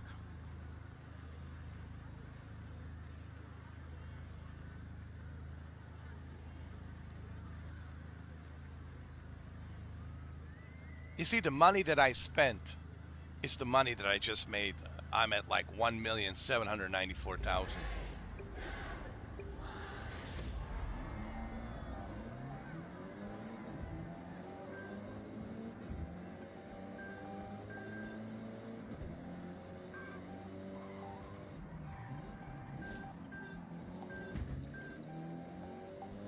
I need to also upgrade my Subaru. Mitsubishi and Subaru. This Mitsubishi Evo 8 2008, and my Subaru, which I will. Right after this, I'm going to upgrade.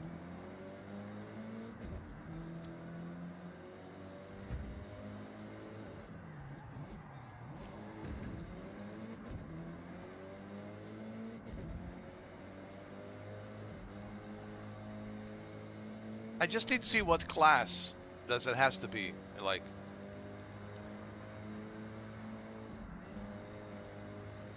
Because the car has to be a certain class in order for you to use it.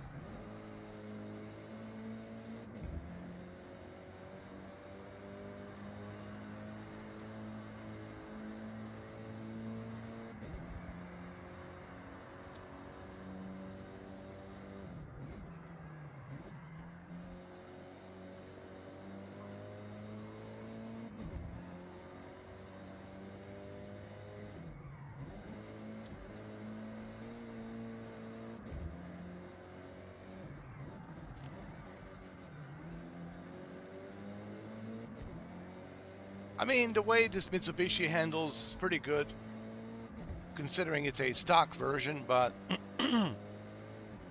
I know I can make it better with a few, you know, few upgrades here and there.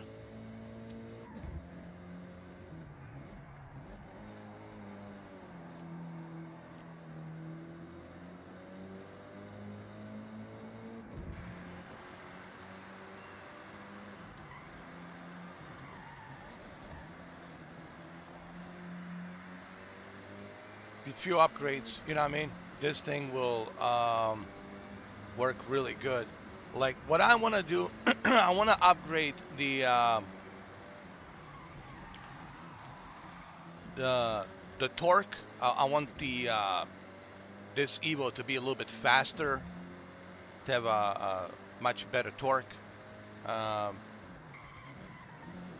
put the new tires, better grip on the tires, you know, anti roll bar, you know, stuff like that.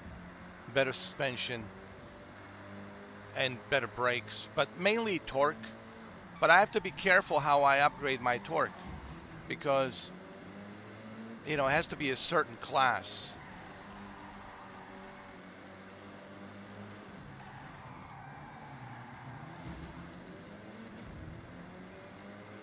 In order for you to participate in these racing multiplayer events. Otherwise, you cannot use the car unless it's, you know, a specific class that's required.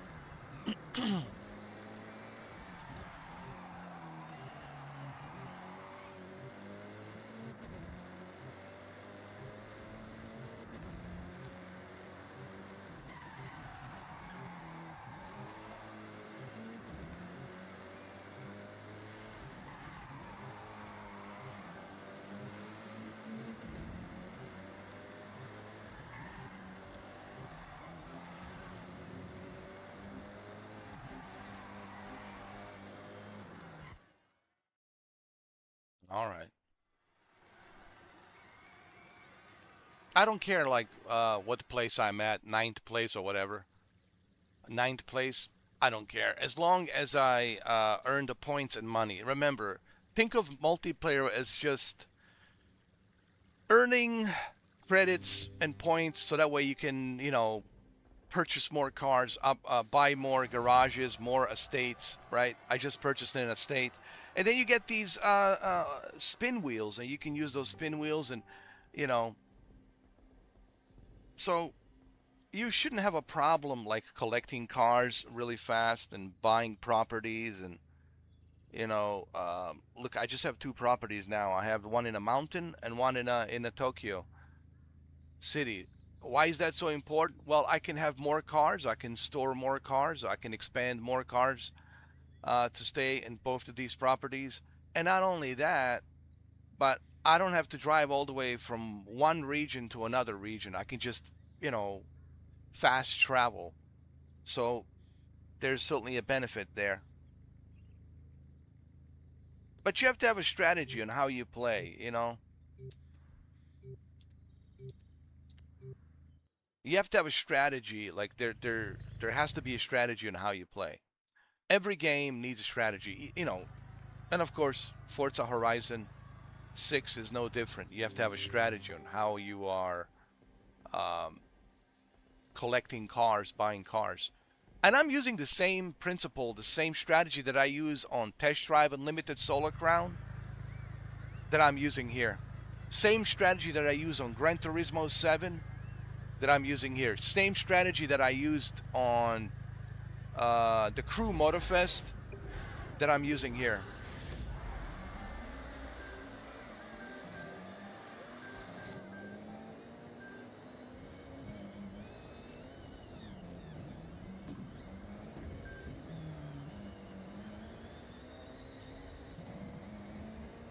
If you guys pay attention, you will notice that. If you pay attention to my live streams, from Test Drive Unlimited Solar Crown to Gran Turismo 7, the Crew Motorfest. Essentially, I have the same principal strategy. And it works. It worked on Test Drive Unlimited, Solar Crown. It worked on the Crew Motorfest. It worked on Gran Turismo 7. And why wouldn't work here, right? So I'm doing the same basic strategy here as well.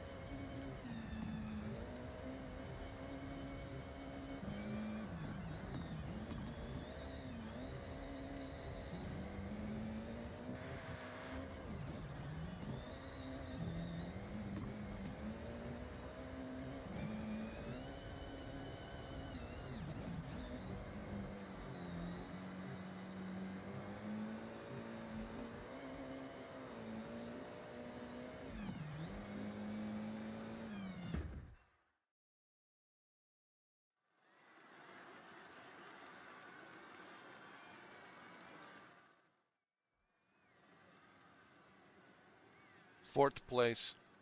Did not finish. I did not finish. Ooh, they allow 800. Okay. I can upgrade this car to 800.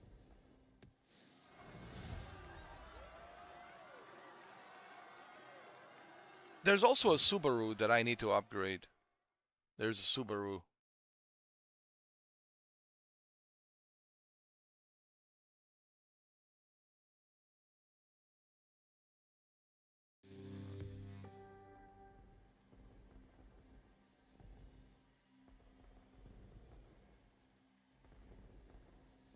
All right, let's see how much money I have made. Okay, let's do one more and then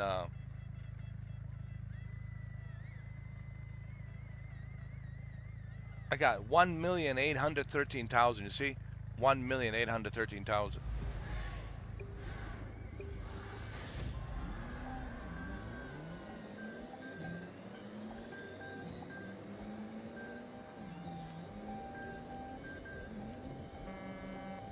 $1,800,000.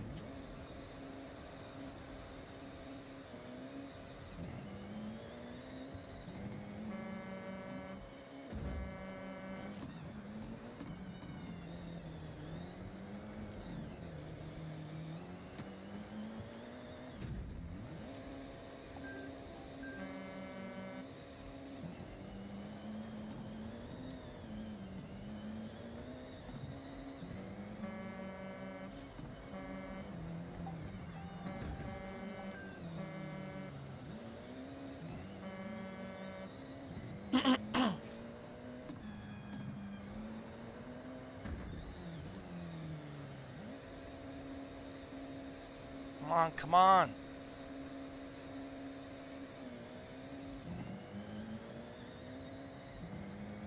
It's the problem is it's too much dirt, you know, it's my tires are they are dirt tires for all purposes, but still.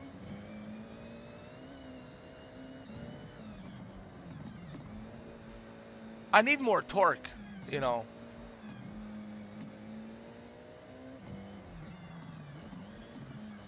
I mean, there's plenty of torque, but I can bump it up to 800 and have more horsepower, you know. Meaning 800 class. I think they do allow 800 class to be used.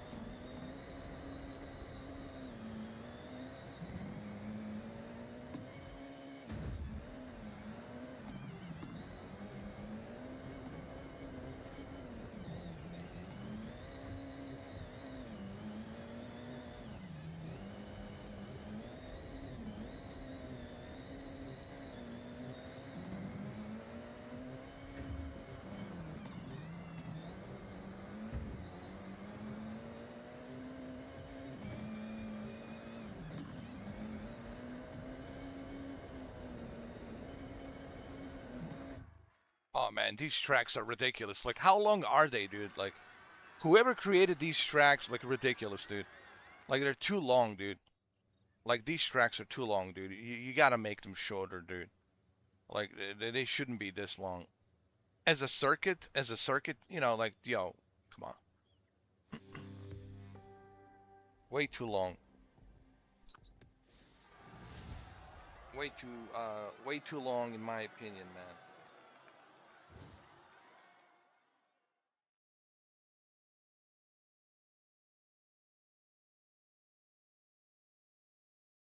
And the timer doesn't make sense, you know. The timer needs to be longer. If you're gonna do a long circuit track like that with so many curves, then you should at least extend the timer. But anyway,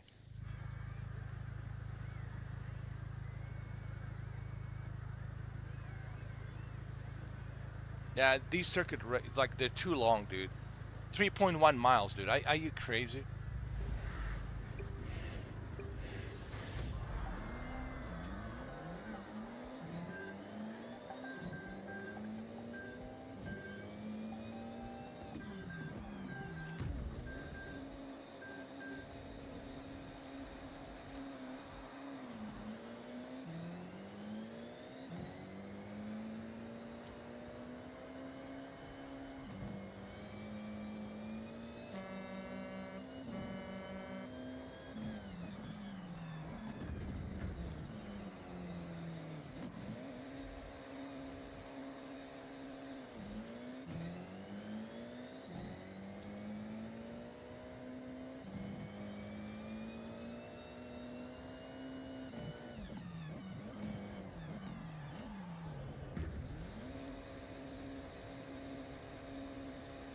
Why am I spinning so much, man? Didn't I like upgrade this car?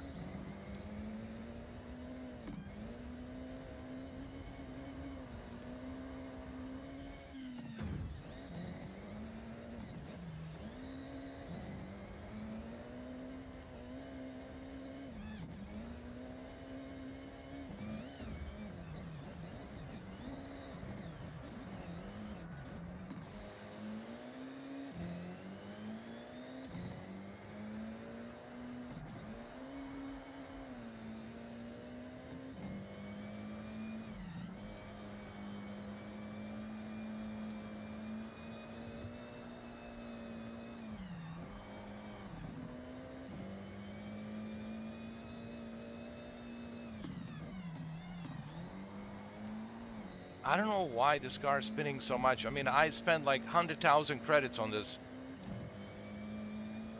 On this very rare limited edition Evo Lancer 8. Mr. Evo Lancer, Mr. Mitsubishi edition. And like, I don't understand why am I like sliding so much. And I got a really good grip tires, like anti-roll bar. I mean, what the hell, dude?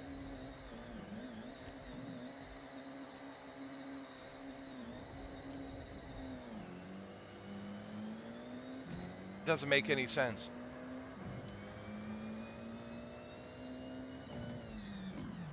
Look, what kind of brakes did I put, man? I thought I put like the best of the best.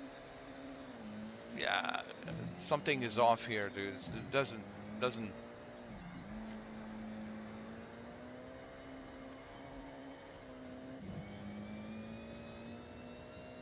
You saw me upgrade this car, all right?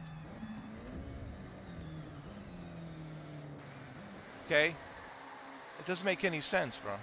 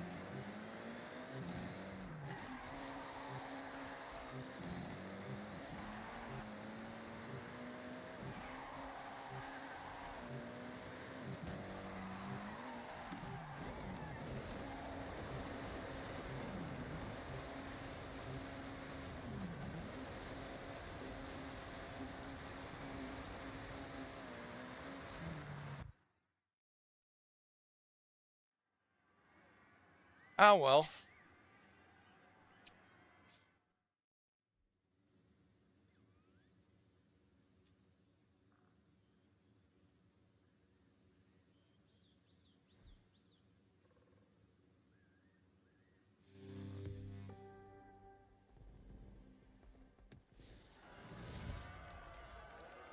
Seventh place. Ah, well.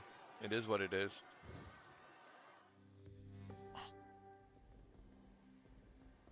I don't care. Uh, honestly, I don't care about the competition.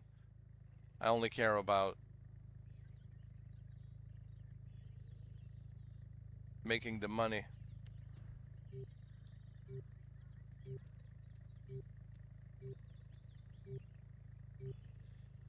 I'll use a Civic, Honda Civic Type R here.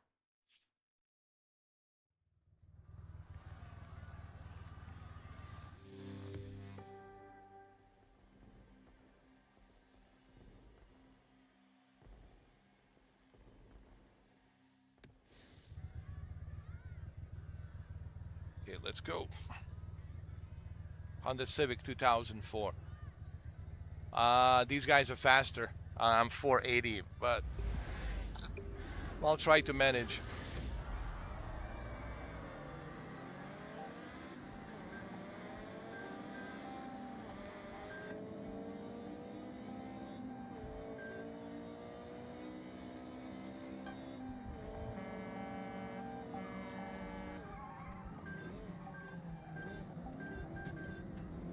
Oh my God.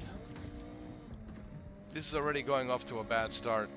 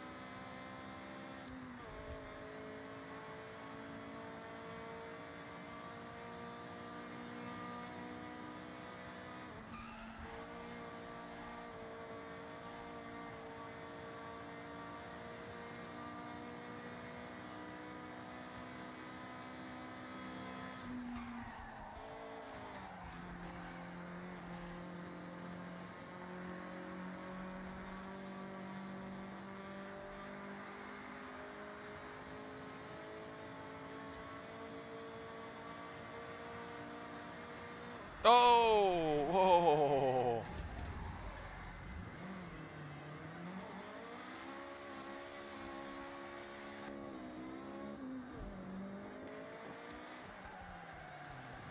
Jesus, man. Jesus, man. Yo, this Honda, man, is just... I shouldn't have picked this Honda. It was a terrible mistake. Because it's a stock version. I haven't done any upgrades on it.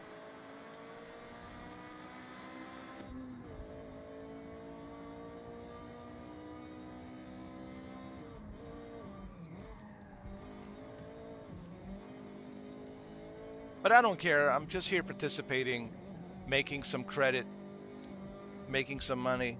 That's all I care.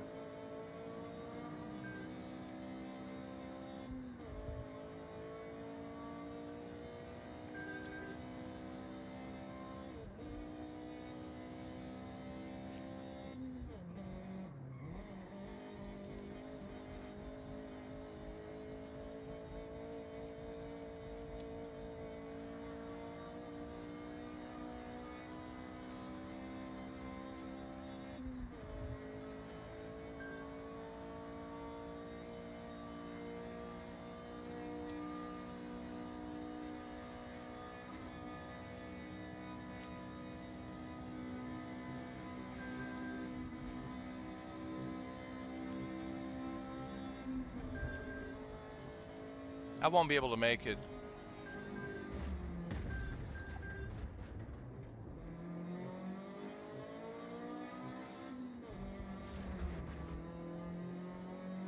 Yeah, there's no way I can make it.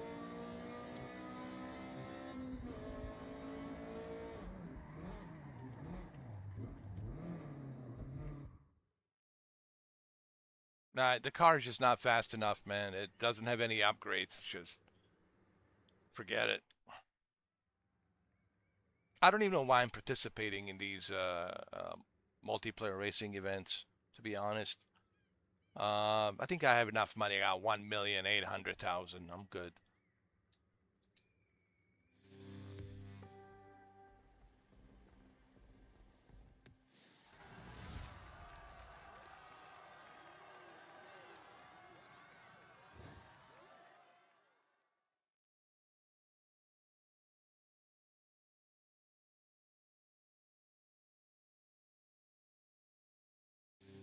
I mean, this Honda Civic is good, but this is a stock version of Honda Civic. It's not like a customized version of it.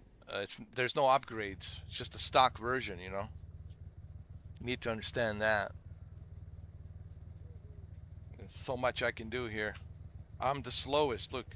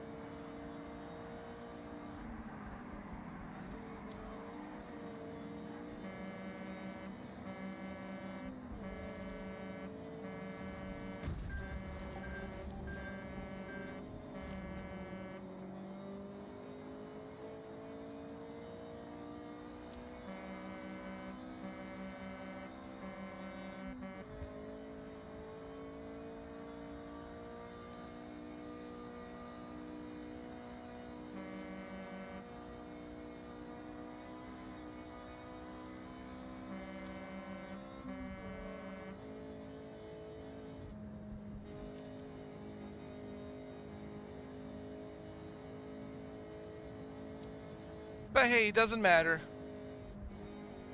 It doesn't matter. As long as I'm participating, I'm earning points, making credits, making money, so it's all good. I'm already at 1,800,000. And I'll make some more money later on after I come back because I have to go and eat my dinner after this. Then I'll come back and I want to make close to 3 million on my next live stream. 3 million credits in this game. And with the 3 million credits, I can upgrade all of these cars, tune up all of these cars. That's what I'm going to focus on, tuning up all of these cars. So they're ready for the multiplayer, so I don't have to worry about it. Everything will be ready, tuned up, ready to go.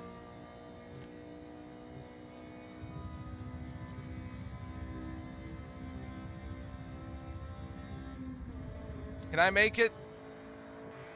Yes, yes. Okay, we have one more race to go, and then after that, I will end the live stream, and I have to go eat my dinner. After this, one more race that we have, and you'll see. You know, I'll make decent amount of money on it.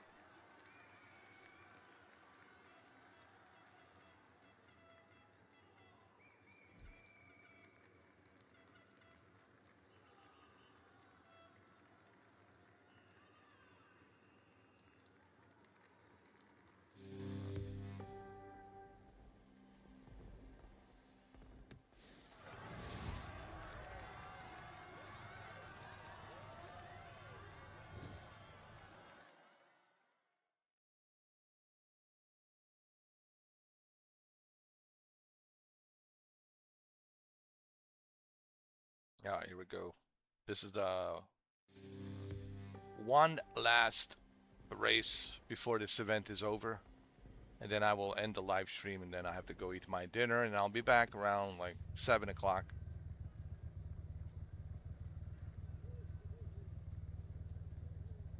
Oh, this is a long one. Oh my god, dude. Look at this. Ooh. This is a tough one. Oh. Oh.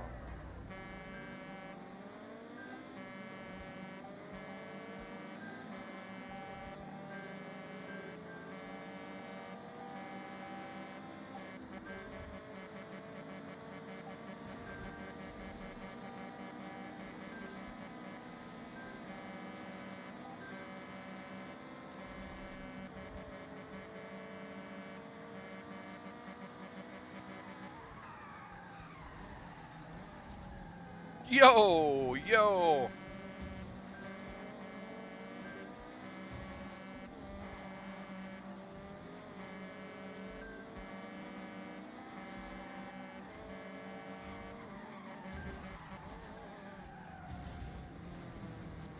What are you doing, bro? What are you doing, man?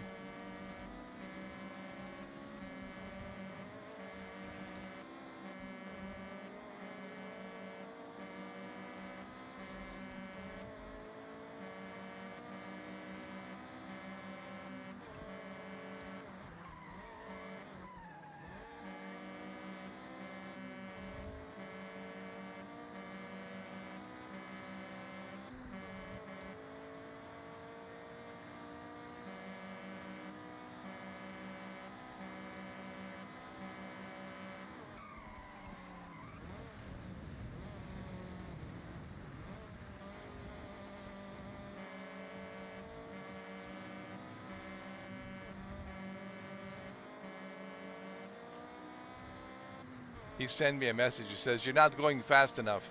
I know, dude. That's why I ram you in. That's why I triggered you. That's why I trolled you and you replied. It works every single time, man. People just love reacting to shit, bro. They can't help themselves.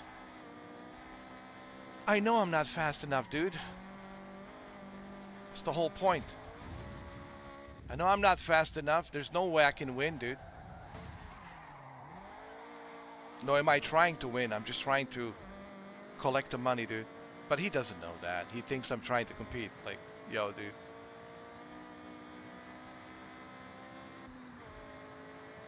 Compete with what? With a stock Honda Civic version of Type R?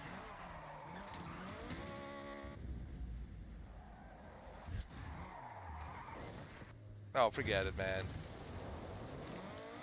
I don't even know if I want to finish this. It's like ridiculous. Let me just see how much money I've made, and that's it.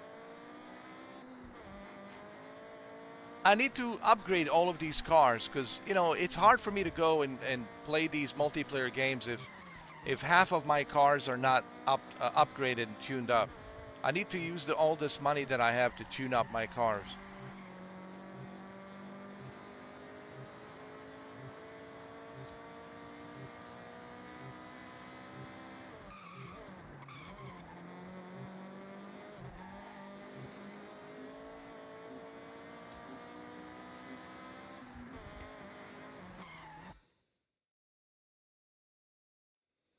All right, let's see.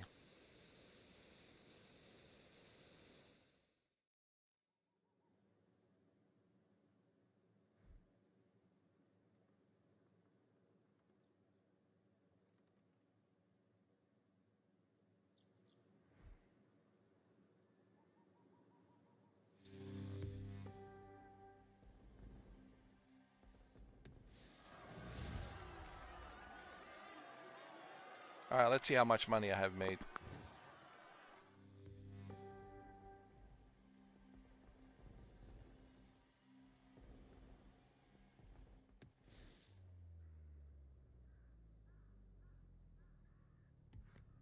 Yeah, we're not doing this.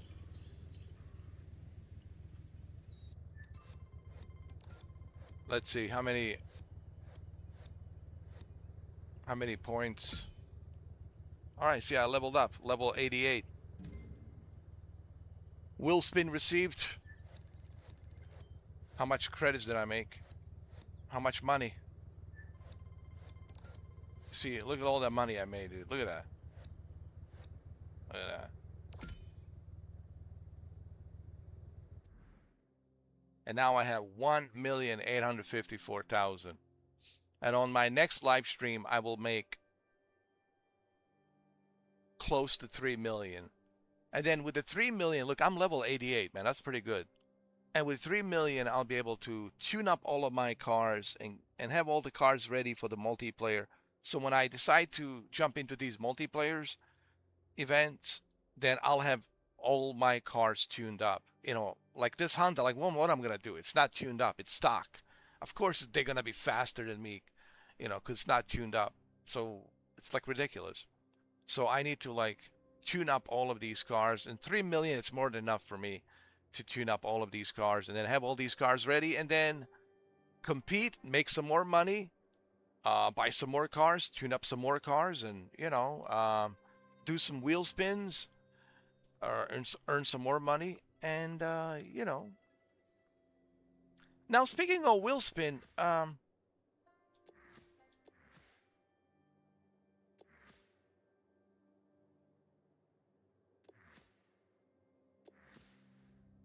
I have one available.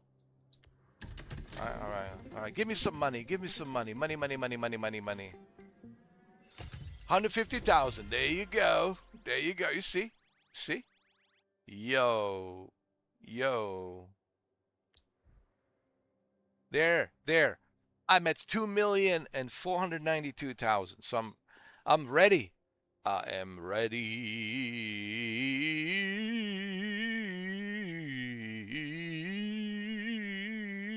I'm ready for the next live stream. So the next live stream, yo, I should be able to get to like 3 million easy. And with 3 million, I'll tune up all of my cars, all right? All my cars will be tuned up, will be ready to go. All of these cars will be tuned up, every single one of them. And 3 million should cover that. Like this Sylvia needs to be tuned up, dude. Needs to be tuned up. Dude, I totally forgot about this bad boy. I need to tune it up. This Sylvia. This Sylvia needs to be tuned up. And then my Subarus needs to be tuned up. But I will not tune anything. I will not tune up anything until this Beetle's already a legendary. It doesn't have to be tuned up. Well, I can tune it up. You know, there's always room for the improvement. But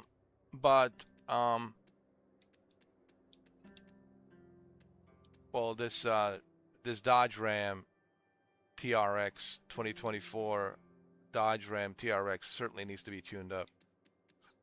So what's the plan? The plan is on the next live stream, I want to make 3 million. I'm already at the 2,492,000. All right. So, okay. I'm already close to 3 million. Once I make 3 million, you know what? Let's go to 4 million. Why just 3 million? Let's go to 4 million. You know what? Let's go for 6 million. And with 6 million, yo, not only will all of these cars be tuned up and ready to go for the multiplayer, but I also will have some more money left over to purchase some more cars and tune up some more cars. Okay? So that's the strategy. Hey, I've been only playing this for 6 days. I'm level 88. I think I'm doing pretty good considering it's my sixth day. I think I'm doing pretty good. You know. Don't forget, I also have 2 properties. You see, I have a property out in the mountains, okay, where it's all snow. And then I have a property down here in where was it? In a city. Hold on. So I have a property here, and then I have a property here. Hold on, where's my other property? Am I blind? Where's my other? Oh, no, no, no, no. Yo.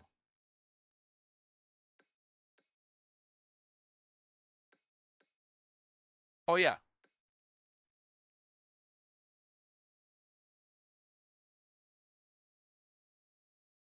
So see, I have two properties. I have one property here, which is close to the city, right?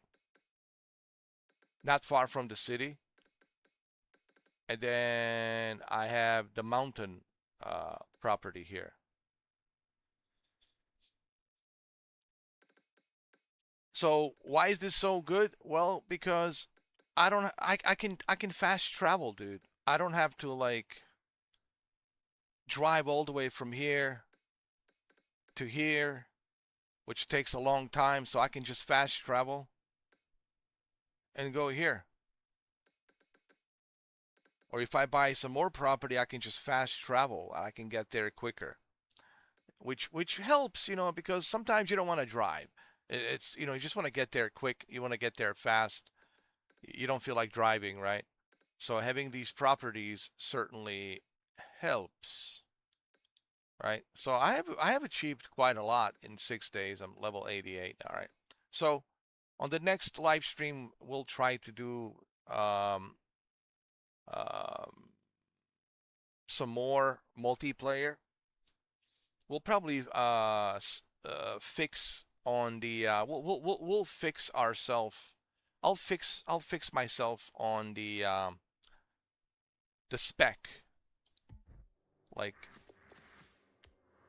I'll focus. What I'm saying, I'll fix myself focusing only on spec racing, because the spec racing everybody has the same specs, so it's a little bit different. So I'll just focus on the spec. I'll fix my focus only on spec.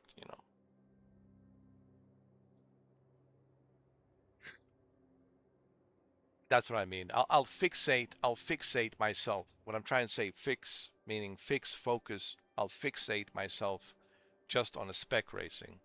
Isn't that like a quote? So are you fixating only on this? You're fixating only on that. Yeah, I'm fixating only on spec racing now. So when I come back from my dinner, I'll fixate myself. I guess you could say that. Fix myself only on spec racing. You know, I think it has the same meaning, right? Fix, focus. Are you fixing yourself on this, or focusing yourself, fixing yourself?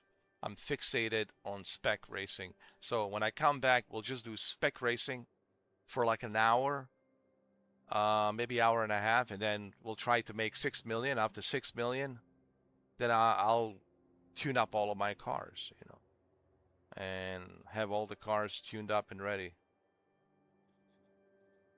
So that's what I'm fixing myself on, just spec racing, right? I'm sure some of you will say, well, you can't use the word fix. Yes, you can. I'm fixating myself. Yes, my English is good. I'm sure someone will correct me. You can say that. You can say fixating. Yes, you can. Fixing myself for spec racing only. So fixing, you fixated yourself only on one thing and one thing only. That's what fixated means. I'm only fixated on focusing on spec racing. You know. No, you can only use the word focus. I'm focusing. No, let me tell you. I heard people say, I'm fixated only on this. I'm fixated only on that. So you can say, I fixed myself only on this thing. I'm only fixed myself only on this thing. It's like, English language, it's also confusing sometimes. It has many different meanings, many different words have many, like, especially the American slang. It's so many different meanings. And then you got British slang with so many different meanings. So it's like, but people know what I mean. Like, I'm fixing focusing myself only on spec racing. So I'll see you guys on the next live stream after my dinner. Okay, we have a little English grammar here. I know you guys don't care, but believe me, there's people who watching this. They're probably gonna say, "No, that's not correct. You didn't use the proper English grammar. No, no, no, no, no, no." You know, I can't believe that there's people out there. That's all they do. Like they watch you and then they want to criticize you and everything. Like, yo, imagine like how like empty their life must be. Like if that's all you do, just, oh, you made a mistake. You can't use that word. You can't say I'm fixing myself only on this. You have to use the word focus. Like imagine those guys, man. But you know they're out there. Like you see it on the comments, and you see it with every YouTuber. Like, well, you can use that word. You have to use this word. You can express that kind of a word to describe this or describe that. You have to use this word, and you know. But believe me, I know it. I'm not saying you guys, but in general, there's people out there actually. There's individuals out there who do that, like this English grammar correction. Well, you can use that word. You have to use this word. Like we're in some kind of like English grammar university at Cambridge. Believe me, I've seen it on the comments. I've seen people actually go into great detail. Well, that's not how you say that word. You say it like this. You say it like that. You didn't pronounce the word correctly. You need to pronounce it correctly.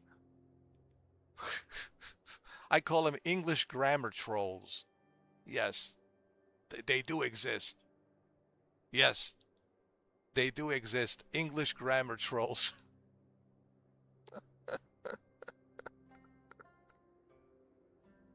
They do actually exist. English grammar trolls. They do exist. They're out there.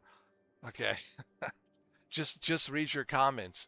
Read your comments and you'll see. All right, guys, I have to go eat my dinner. When I come back, like I said, the plan is to make as much money as possible. I'm already at 2 million. I want to go up to 6 million.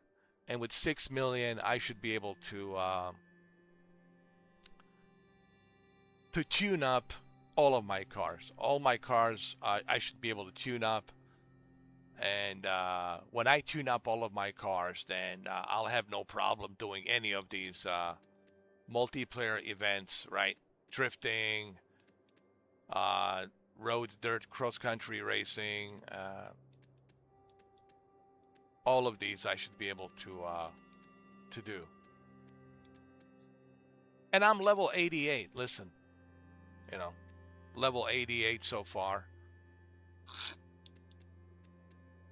Because when you have all your cars customized and tuned up, then you can participate in all of these easily.